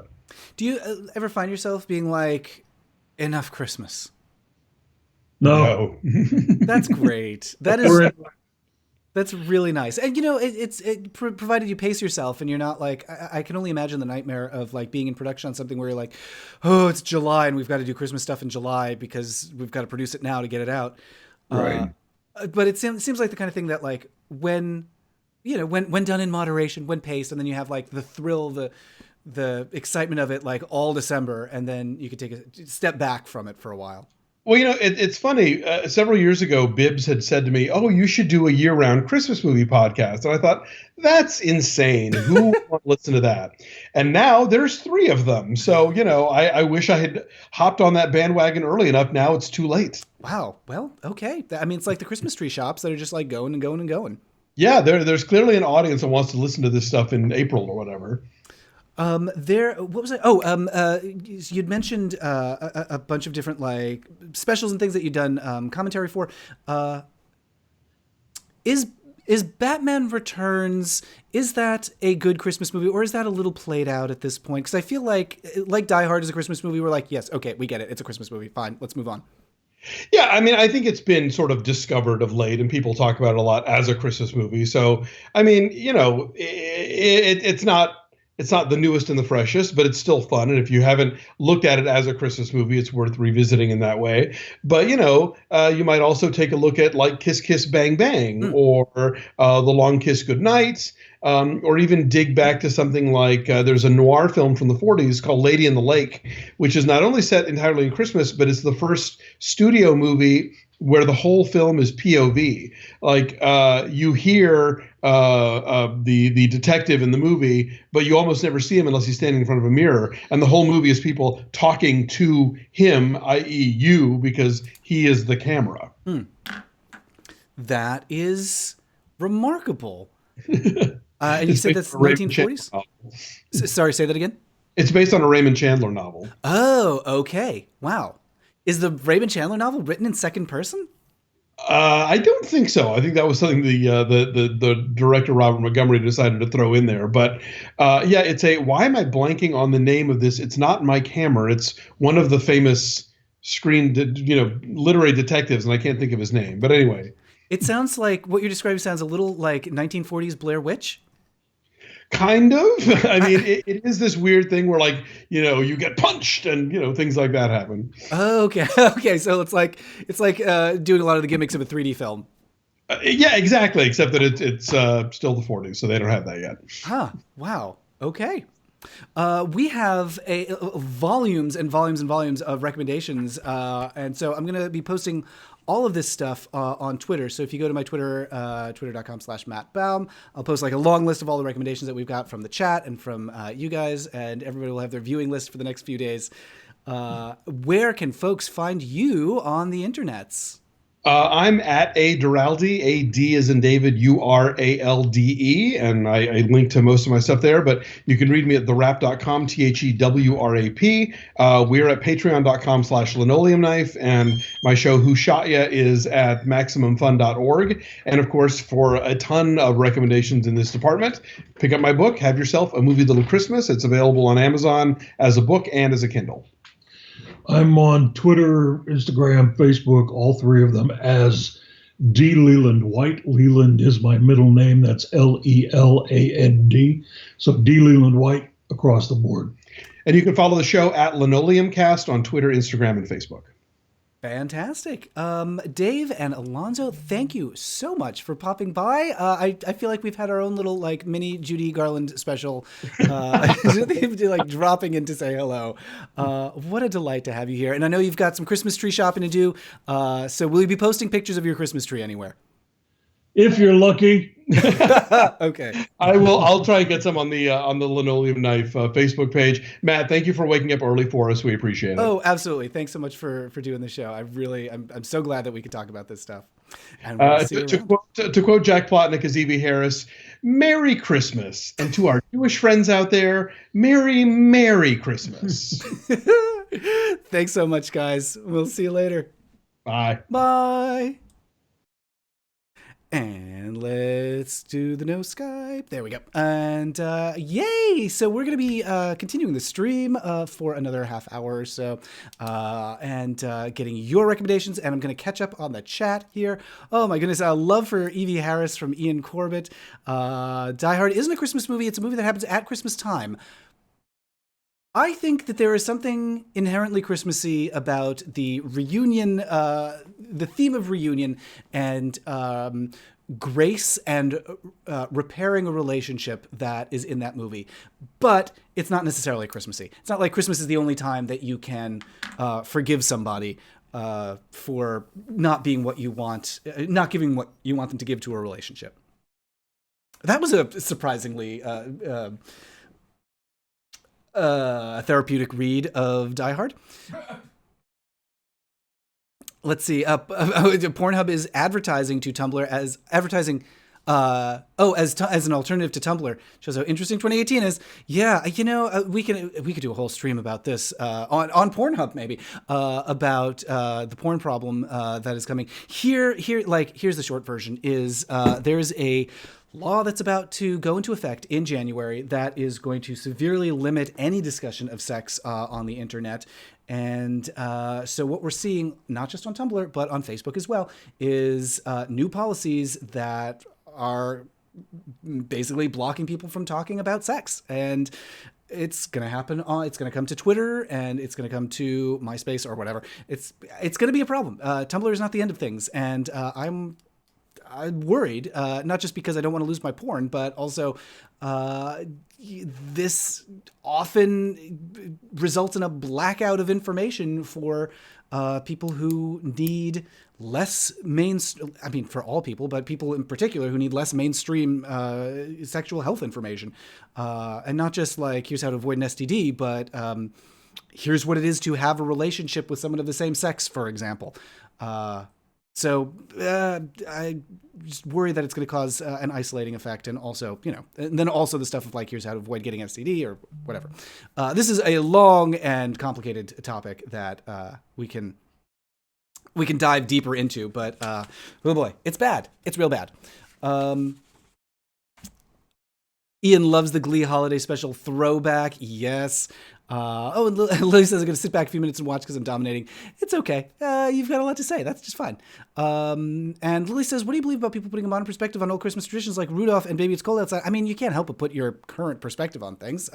It's not like, you can't, it's not fair to say like, oh, it was written in the 50s, so you have to, I mean, I guess you can say you can judge it by the time it was made. I think that's fair, but saying do not judge it by the time in which we live, it's okay to judge things by the time in which we live. Katie Lynch likes Gremlins as a Christmas movie. Yeah, I can't believe that didn't come up. That's a good one. Tomer says, I like All That Heaven Allows, an anti-consumerist Christmas movie. I feel like someone was just talking about that. I think that's because... No, okay. I was going to say, I think that's because someone else recommended it earlier. But I was thinking of Can You Ever Forgive Me? Very different.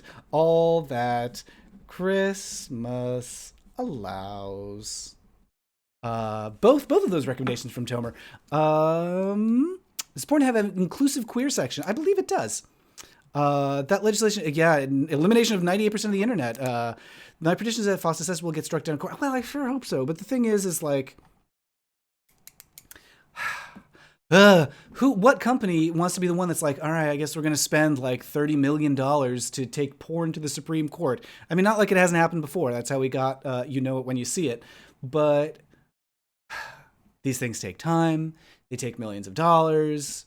And, it's easy to fundraise for something like, I don't know, a cause like some religious cause, for example, just to pull an example out of nowhere. It's easy to fundraise and be like, please donate to this cause. But I don't know, maybe porn companies will pool their money and raise what it takes to challenge that law in court. But those things don't come cheap. Oh, Lily says, do you know the specific name? Opera just posted it, Fosta Sesta. They get rid of the NSFW stuff and they don't get rid of the... yeah, it's true. And Opera said, the Douglas Sirk melodrama. Yeah, I think that is All That Heaven Allows, right? Right, anti-consumerist Christmas movie. I love. Oh my gosh, we got so many recommendations from Dave and Alonso. Let's see this. 1985 and Anna and the Apocalypse. No, those came Anna and the Apocalypse. That came from Dave and Alonso. Christmas Wrapping. Thanks for a Christmas. Amy Grant and Lowe and the old 97s. Nutcracker Prince with Phyllis Diller came from the chat. Arthur Christmas, The Hebrew Hammer. Alonso Duralde's Spotify list. The Store, a documentary from the 1980s. Christmas, Again. The Long Kiss Goodnight. Lady in the Lake. Kiss Kiss Bang Bang. All That Christmas Allows from Tomer. Tomer says, yes, I'm a big Cirque Hunter fan. And Oprazine says, you and me both. Those classics. The classics. Oprazine, I have been wanting to, and like our bandwidth has been such that we cannot get back to the Let's Reads, where every Monday and Friday I do a little reading, because I still have, it's not quite within arm's reach, but I have nearby the books that you sent. We've got the Anti-Mame and I've forgotten the name, and it's not like, it's in the other room, so I can't grab the book, but the... I want to call her Lily Frank Perdue, but that is not her name. You sent another book that I want to read that is a fake... Oh, Belle Poitrine. The autobiography of Belle Poitrine. That's it. Not Frank Perdue. The autobiography of Bella Perdue. I want to read that on stream at some point. Ian says that Spotify list will be getting lots of love. I think I sure hope so. Alonso's doing a real service to the community by spotlighting the Christmas media that is good to consume and allowing us to avoid the stuff that we could do without. Ian says, Gypsy Rose Lee. Wait, what? Gypsy Rose Lee? What about her? Is she Christmassy? Do like a little naughty Christmas striptease? I will say, like, I got into this with Dan Savage maybe like two years ago on Sewers of Paris. Yeah, I think it was 2 years ago. We started talking about the sexualization of Christmas and how he's against it. He does not like when people sex up the holidays, because it's just, to him, his reasoning is there's so many sexier holidays and it's just too much of a stretch to say that Christmas is sexy. So I get it. That having been said, I'm all for people finding fun ways to have a good time with their genitals for any reason. You thought you were trying to remember the memoir. No, not quite. Gypsy Rose Lee. Although Gypsy Rose Lee's memoir might be a good thing to read. Ursine Comic Geek says, I love you. Thank you. I love you too. Thanks for joining us. What are you doing for the holidays? Opposite says, Gypsy Rose Lee's memoir is pretty amazing. Original Broadway production. Wait, is that a separate thing? Was there like an original Gypsy Rose Lee Broadway production of her memoir? Ian says, I see that being on a reading list alongside Auntie May. John says, what's not sexy about a man coming down your chimney? Well, I mean, there's metaphors there, but like even the metaphors are kind of a stretch when there's other holidays like, and now I can't remember, like he gave examples, and we'll have to go back and listen to my interview with Dan Savage. It's episode 100, I believe, of Sewers of Paris, where he gave some examples of like holidays where it makes more sense to incorporate bondage, for example. Lee says, how do you feel about semi-cruises? About Ted Cruz's semi-hot beard? No thanks. The original Broadway production of Gypsy climaxed with Minsky's Salute to Christmas, a big tree with showgirls and pasties and angel wings. That's great. I like that. I like, a Ziegfeld Follies Christmas. Like a real Busby Berkeley musical extravaganza where everybody's really precise and regimented about like forming Christmas shapes with like 300 dancers. That's something I like. Lily says Halloween is sexy.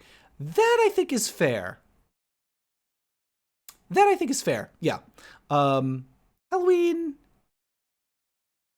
not for everybody. Halloween can just be like, have a good time trying out a new costume for yourself.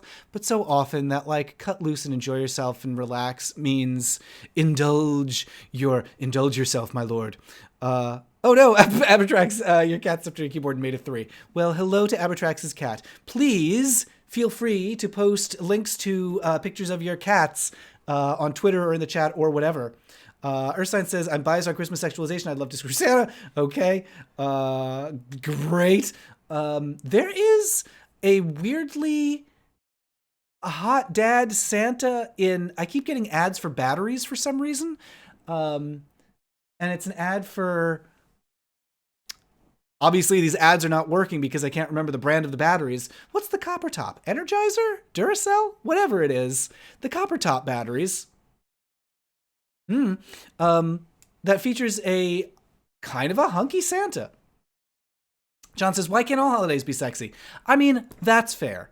Maybe not Secretary's Day, but in the workplace. But I don't know, like Arbor Day, sexy Arbor Day. I like a satyr dancing in a glen with some trees getting all cute. I don't know, what's another, my go-to for like holidays that don't need to be holidays is National Mustard Day, which I think happens in the early spring. For some reason, I don't know how you make National Mustard Day sexy, but I'm sure people could find a way. Liz says, I wonder why no Thanksgiving ads ever focus on the weirdly political debates family have. Nobody wants. What are you advertising with that? What product are you trying to sell other than maybe isolation tanks? with marketing the weirdly political debates family have.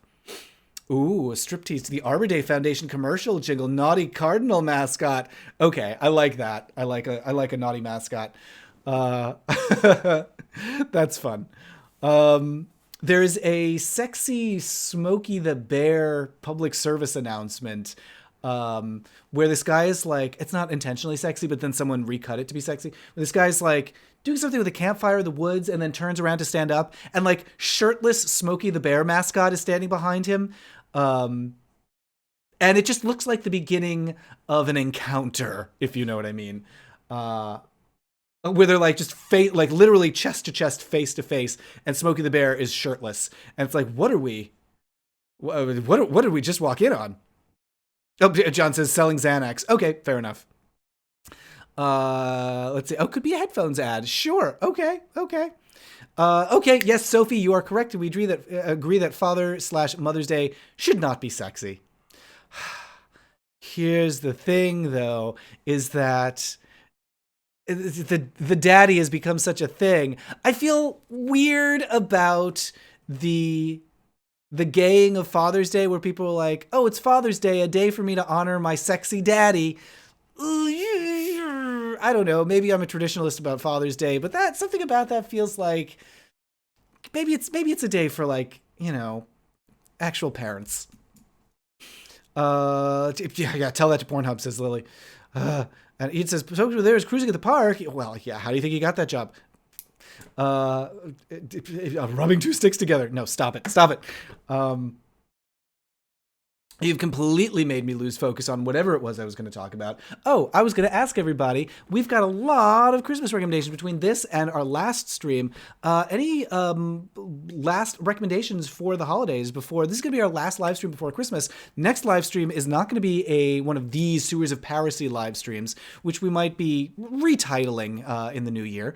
So keep an eye out for that. Our next live stream is going to be on the 22nd. It's going to be a Queens of Adventure live stream. We're getting the queens over here into the library to do a little holiday adventure. I'm super excited for it. It's going to be on YouTube, on this channel, so keep your eyes peeled. That's gross. No, don't do that. Keep your eyes peeping, not a saying, for the Queens of Adventure live stream on the 22nd at 2 p.m. Pacific. So earlier than this one. Or no, wait, later or earlier. I don't know, depending on where in the world you are. Yeah, keep your eyes peeping for that. Not a saying. Oh gosh, I can't believe we didn't talk about this. Ian, you just reminded me. Christmas commercials. Gosh, that's a whole topic we didn't even broach. We didn't broach it or breach it. Or brooch it. A hat or a brooch or a pterodactyl it. Yeah, Christmas commercials. For me, it's Santa trucks. Like, I don't know what it is about that commercial, but it's probably the chanting and the repetition that I am just obsessed with. The extended Coca-Cola Santa trucks are coming, Santa da da da da da da da da da to your town da da da da da da da da. You're all too young to remember when that was the commercial jingle for Coke. Da da da da da, always Coca-Cola. That was post I'd like to give the world a Coke, and pre, what's the commercial jingle for Coke these days? I don't know. It's a fart machine is the commercial jingle today. But yes, oh gosh, Chris's commercials. Yeah, so anyway, I'm sorry. Sorry, this chat scrolled and I lost it. There it is. Ian, the Mrs. Santa Claus TV commercial with Angela Lansbury. There's another one. There's a British one for British chain store, and I can't remember what store it is, and I can't remember. I want to say Emma Thompson's in it. I might be completely making that up as Mrs. Claus, but it's a really cute one about how Mrs. Claus basically does all the work for Christmas, and Mrs. Claus is the one that makes Christmas good. And it's like actually kind of touching and beautiful and lovely, and it's one of those like commercials. It's like, oh, it's just a commercial, and then you're like, I'm in tears from a commercial. Oh no, the creepy one with nostalgic one with Ronald McDonald. Yeah. Oh, maybe everybody, should I put together a playlist of Christmas commercials? I think maybe I should do that. Because there's a lot of them that I really love. The one with Ronald McDonald where the kid can't skate and then all the friends like are off skating away and the kid is lonely and then Ronald comes and saves Christmas for the kid. Oh no, I'm getting weepy about the McDonald's Christmas commercial. Ah! Okay. Palm Sunday is the least sexy holiday. Oh, I don't know. I think you could find a way. Christmas special for its... Oh, I didn't know there was an Always Sunny Christmas special. Of course there is. Hershey's Kiss Bell Choir commercial is iconic. Okay, I need to be writing these down because we're actually getting a lot of good suggestions. Oh, yes! I know the one you mean where they're all ringing bells. Bell commercial. What else? Mrs. Santa Claus. Oh, musical with Angela Lansbury, yes. Christmas special for blah, blah, blah, blah, blah. There's a whole, and I just scrolled back over the chat far enough to see we're talking about porn again. Pearl Harbor Day was yesterday. Not sexy. Do not sexualize Pearl Harbor Day. Christmas special for Always Sunny. Hershey's Kiss Bell commercial. I love the Hess trucks. Oh, the Hess trucks. Do they have a Christmas thing? I had a Hess truck toy when I was a little kid. I loved it because you could open it up and put other cars inside the Hess truck. Least sexy holiday, it's literally all just Thanksgiving. Thanksgiving, I mean, here's the thing. I've seen sexy Thanksgiving things of like people trussed up like turkeys. SCTV, Lola Hetherington's Love Spirit Christmas special. I don't know that. Oh, the M&M ad, he does exist. They faint. McDonald's Xmas thing. Coke trucks. The Sprite one, there's a new Sprite commercial with Dram. Speaks to my Gen Z. I think Gen Z heart, especially as an avid fan of modern rap. I don't know that. Sprite, I don't know what Dram is. I'm of the age that when you say the Sprite commercial, I think of the Criss Cross ad where they say, yo, what up, Chris? What's that in your hand? It's the S to the PRIT can. Why? Because it's a thirst quencher. When you need a thirst quencher, word up is what you got to do. Why? Because I like the Sprite in you. So that is burned into my brain uselessly. I can't remember the name of movies that came out this year, but I can remember the lyrics to a Sprite commercial from 1982. 92, probably. Their clothes were backwards, James says. It's true. Gosh, that feels like something that you tell people and they're like, is that true? It is. It was a thing to wear your clothes backwards in like 93, 94 for crisscross, I think, or maybe just like hip hop in general. I don't remember. And then it was a thing to have Looney Tunes characters, a t-shirt with Looney Tunes characters wearing their clothes backwards. What? Why was that? Oh, the Fruity Pebbles Christmas commercial. Of course. Season's greetings from the yabba yabba do, delicious do. I saw a tweet the other day where someone was like, can you imagine if you were the guy who pitched yabba dabba do and the room didn't go for it? How fucking stupid would you feel? And it does. It's true. Like, imagine like the nerve that it takes to be like, all right, and the catchphrase, get this, yabba dabba do. And then you're looking around the room and everybody's like, what? Okay, Fruity Pebbles. Yes, ho, I'm hungry. Barney? Oh, the Norelco Razor riding Santa. Yes, of course. Oh, you know it's Christmas when you see the Norelco Santa. James, do you know the one? Do you know that one? I do. Yay, James says I do. Let's see. Norelco. I'm just writing Norelco because I'll know what I mean. Labor Day is the least sexy holiday to my proletariat heart. Honestly, I think maybe Labor Day could do with some sexing up to attract a new crowd. No, what am I saying? No, it doesn't need that. Imagine like a sexy Labor Day photo shoot of people just, I don't know, what would that even be? People picketing? Giving birth, James says, sure. The Hess trucks are back and better than ever. Christmas is here. It's the Hess trucks here. Okay, I don't know that commercial. I will look that up. Hess. Not to be confused with Sir Hiss, the snake from Robin Hood. Another sexy film. SCTV's Liberace Christmas special. Oh, I don't know that one, but I can only imagine. I'm sure it's tasteful. Campbell's soup. Oh yeah, Campbell's soup where it's the melting snowman. I always found that one a little creepy, like the body horror of like the child inside a snowman. Something about that made me feel very uncomfortable.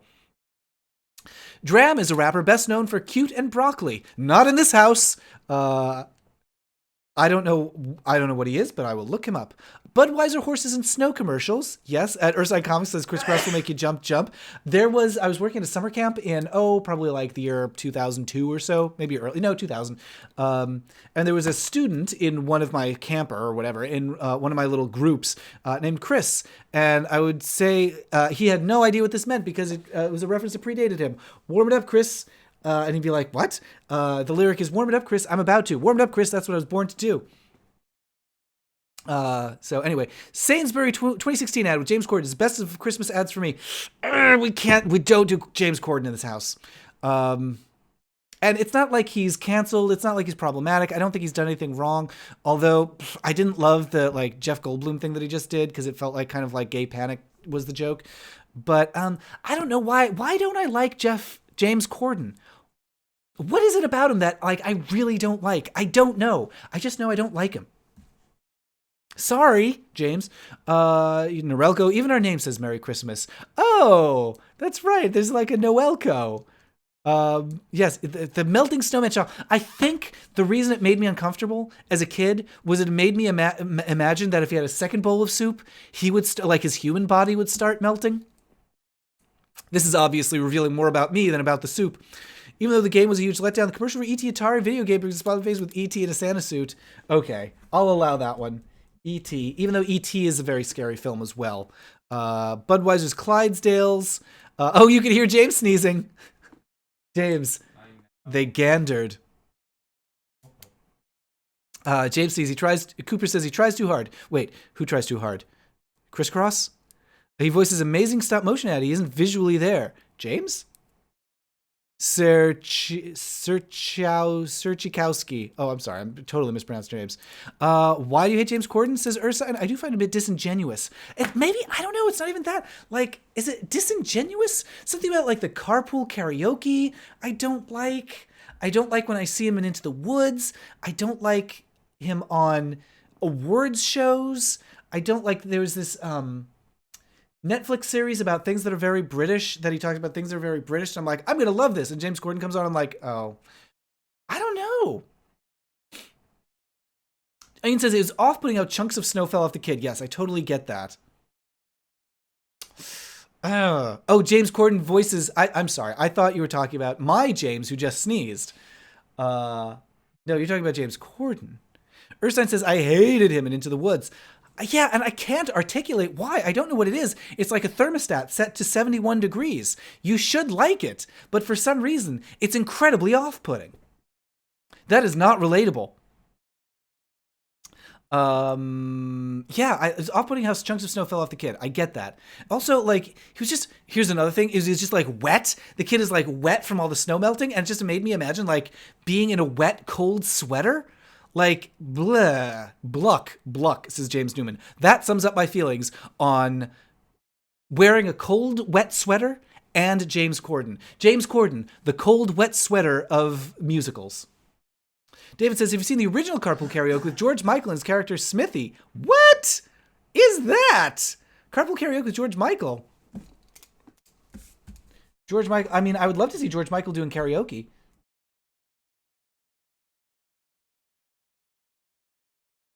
Smithy karaoke. There is, and I don't know how you would find it because somebody just like played it for me. This is back in the days before, literally the days before YouTube. Somebody played me a cassette tape of a basically an audio program from the I want to say early 80s of when karaoke was just sort of becoming a thing in the US. It was basically like the tape or record, or I think it was actually vinyl that you got with a karaoke machine of a narrator explaining what karaoke is in the most patronizing way. But I guess if you've never heard of karaoke, like I guess you had to explain why, no, nothing's wrong. It's not supposed to have words. Anyway, it's this audio of like somebody really patronizingly explaining what karaoke is, and it's great. It's just great, and I don't know where you would find it other than track down this friend that I had in the mid '90s and ask him if he still has that cassette tape. Oh, John Newman says he's my Martin Short. You don't like Martin Short? A little goes a long way with Martin Short. Cooper says James tried too hard and he doesn't exactly stick his landings. I don't know if that makes any sense. Lol, sorry. Here's the thing though. Once again, I should love that. I should love somebody trying hard and not sticking the landing. That's all Showgirls is. No, it's not all Showgirls is. I think Showgirls sticks the landing on a lot of things. It's all Elizabeth Berkley in Showgirls is. I should like that. Why don't I like it?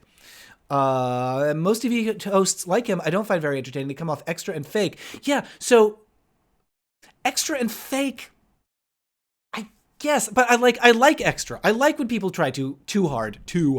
I like when people try really hard, harder than they need to. That's great. Do that. I love it. But I don't know why I don't like him doing it. Like, and I don't like on British Bake Off. Like, I feel like they're trying too hard and it's just not working on the new British Bake Off. But then again, you get something like, I don't know, Sean Connery and Zardoz, for example. And that I'm like, okay. Or Olivia Newton-John in Xanadu. And I'm like, okay. Like being too extra and going too far is very, who's the other TV host, late night host, who's Scottish, I think, and was on the Drew Carey show and has a skeleton puppet as part of his entourage?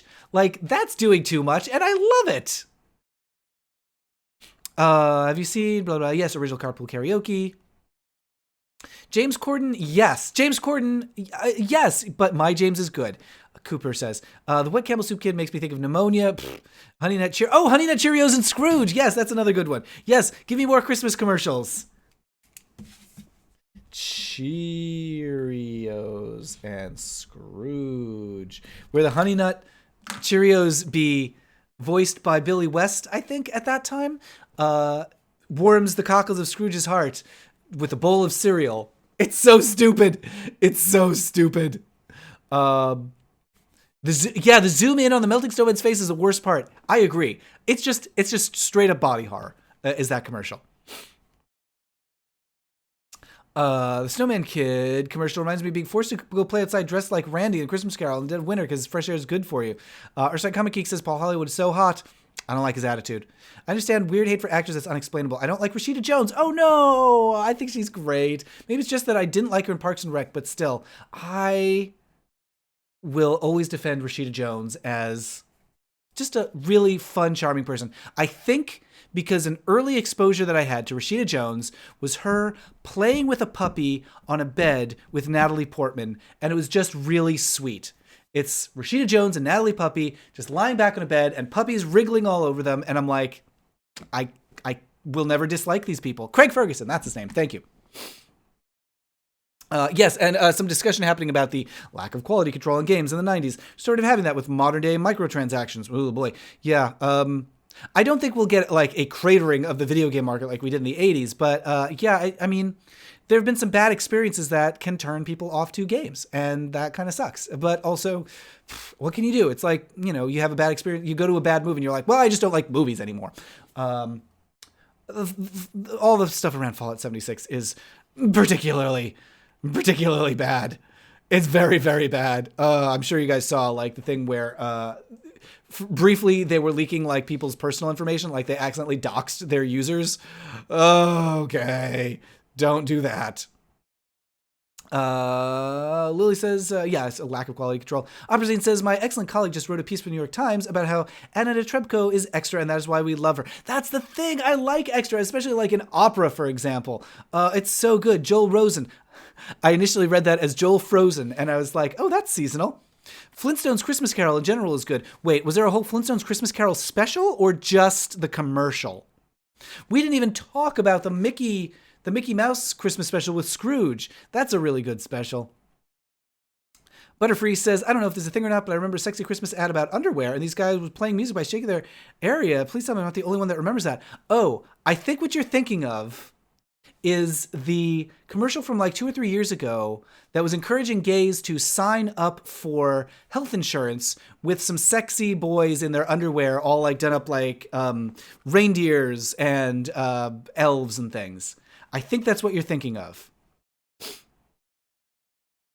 John Newman says, in a dungeon. Wait, what's in a dungeon? Away in a dungeon? Is that a Christmas Carol? I remember that. Matt, have you seen that one? Says Brianna. Butterfree Gamer. Yeah, I think that's what we're talking about. There was a full Flintstones Christmas Carol special. Wimla ends up playing almost everyone because a bedrock bug is going around making the actors sick. Oh, I have never seen that. Huh. Oh, and it says maybe it's about balance and not taking focus. Like if everyone's extra or just one person in the room. Maybe that's it.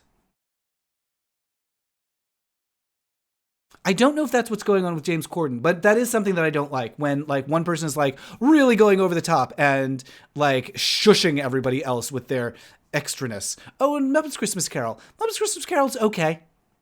I would say it's okay. I don't super 100% love it. Muppet Christmas Carol, because, like, I'm a snob about Muppet things and anything that's post Jim and post Frank and post, all that stuff. It just doesn't feel right to me. But there is a different Christmas special, Muppet Family Christmas, that I do think is really beautiful and lovely. It's the Muppets snowed in at Fozzie's mom's house, and the Sesame Street gang shows up, and the Fraggle Rock gang is there. It's actually really good. And the Fraggle Rock Christmas special, that's sweet. That's a sweet one. I like those. Muppet Family Christmas, I think, is possibly my favorite Christmas special. Oh, and there's also the Charlie Brown one, of course, which is also very good. Ian says, Barbie's A Christmas Carol is still my new favorite. Female Scrooges do it for me. Wasn't there one with Tyra Banks or maybe Vanessa Williams? That sounds familiar. Liz says, I don't know if you've heard about it, but Obsidian, creators of the original two Fallouts in New Vegas, just announced a new RPG that's basically Fallout Space. It looks amazing. Yes, James showed me that trailer yesterday. It does look good. It looks pretty. It looks like it's funny, which, yes, we need that. And it looks like it's actually an interesting looking environment to explore. Urside Comics says, I remember Muppet Family Christmas. It's really, really sweet. And Jim has a little cameo at the end. He's doing dishes with Sprocket. It's just nice. It's just really nice.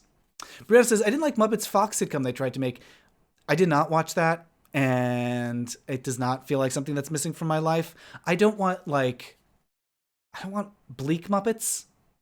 I want disaster Muppets where things are blowing up. Mayhem Muppets. That's what I want.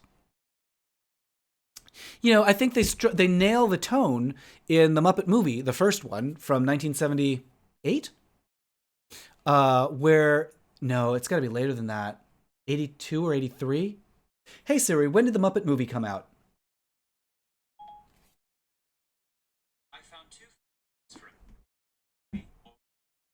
Not It's a Very Merry... Oh, 79. Okay, yeah, I was right the first time. Oh boy, with that terrible poster that has been updated with modern Photoshop. Anyway, they're out in the real world, which was a departure for the Muppets, but it's a real world that's goofy, where they're like, turn at the fork in the road, and there's an actual fork in the road. They crash into a billboard for a pie, and the pie falls off the billboard and flies through the air. And for some stupid reason, it's got actual whipped cream in the billboard. Dumb jokes like that. It's a myth. A what? A myth. Yeah, that silliness. That's what I want the real world to feel like for the Muppets.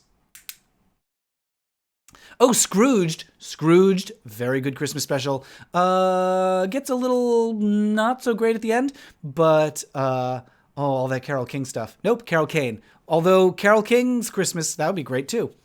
ABC made the Muppet reboot. That was a disaster. Ian says, I looked it up. It's called A Diva's Christmas Carol. That's right. Yes, Vanessa Williams, one of the ghosts told her about her future is behind the music video. I remember that. Fun fact, Bohemian Rhapsody Muppet version was the first 1080p video on YouTube? Was it really? That's bizarre, but sure, okay.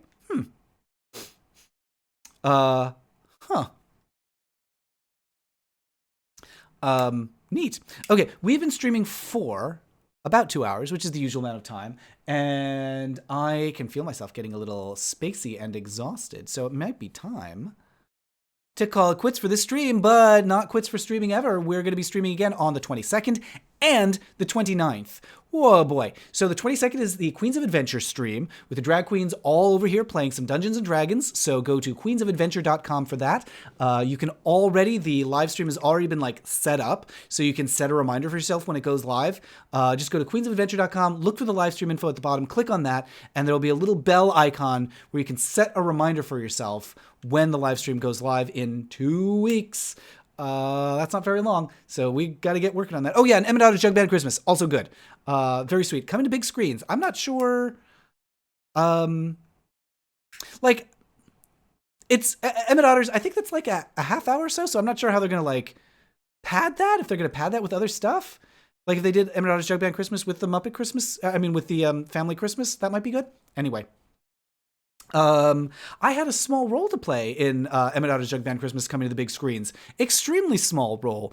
And that is, about 15 years ago, I worked at the Jim Henson Company, and one of the things that I did was package up film elements, or I think they were tape elements, actually. It was 15 years ago, so I don't remember. Package up the archival elements that were used to make Emmett Otter's Jug Band Christmas and make sure that they were all accounted for. Not a very exciting job, but I made sure that the archival material that Emmett Otter's Jug Band Christmas was shot on was all archived and properly stored in refrigerated storage. So, you're welcome, world. Oh, they're pairing it with the Fraggle Rock special. Okay, perfect. That's perfect. Great. Pairing, yep. You might be able to catch in your area. Ursula Comic Geek says, Dungeons & Dragons, that cartoon from the 80s was legit, movies were sad and disappointing. We talk about the Dungeons & Dragons movie in the context of what a fun disaster. Our friend Andrew worked on that film. I think he was a line producer on that film and appears briefly as an elf. They shot that in Prague. That's so cool. The reason Blu-ray was awesome with dozens of outtakes.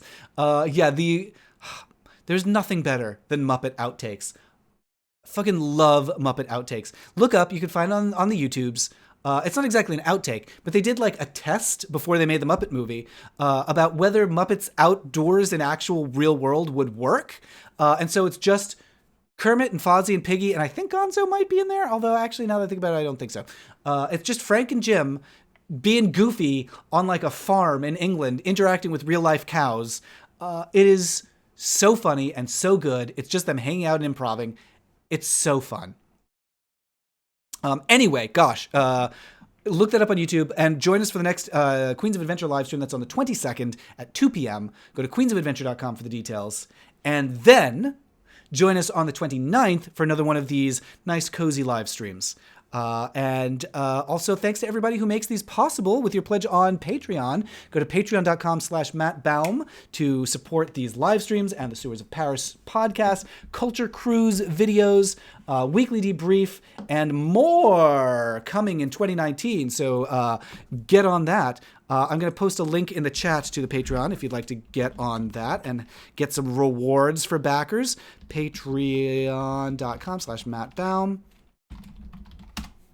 So big thanks to everyone who supports all that stuff, all those lovely gifts for the internet.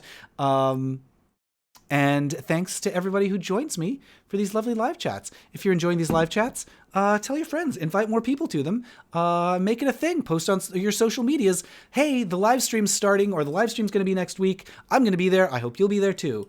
So spread the word, because the more people in the chat, the better. Because I love getting all your fantastic recommendations. Keep an eye on my Twitter. I'm going to be posting all these Christmassy recommendations over there. Lots of things that got recommended this time. Also, very helpfully, this allowed me, that one sheet of paper allowed me to finish off a notepad. It drives me crazy when I have notepads sitting around with like 3 sheets of paper. So that allowed me to finish it off. And now I have a piece of cardboard. Wow. So yeah. Thanks, everybody. Have a good rest of the day, says Lily. I hope you guys have a very merry weekend and rest of everything. Bake something, be good to each other, and party on. And we will see you on the 22nd for Queens of Adventure. Okay, goodbye, everyone. Goodbye.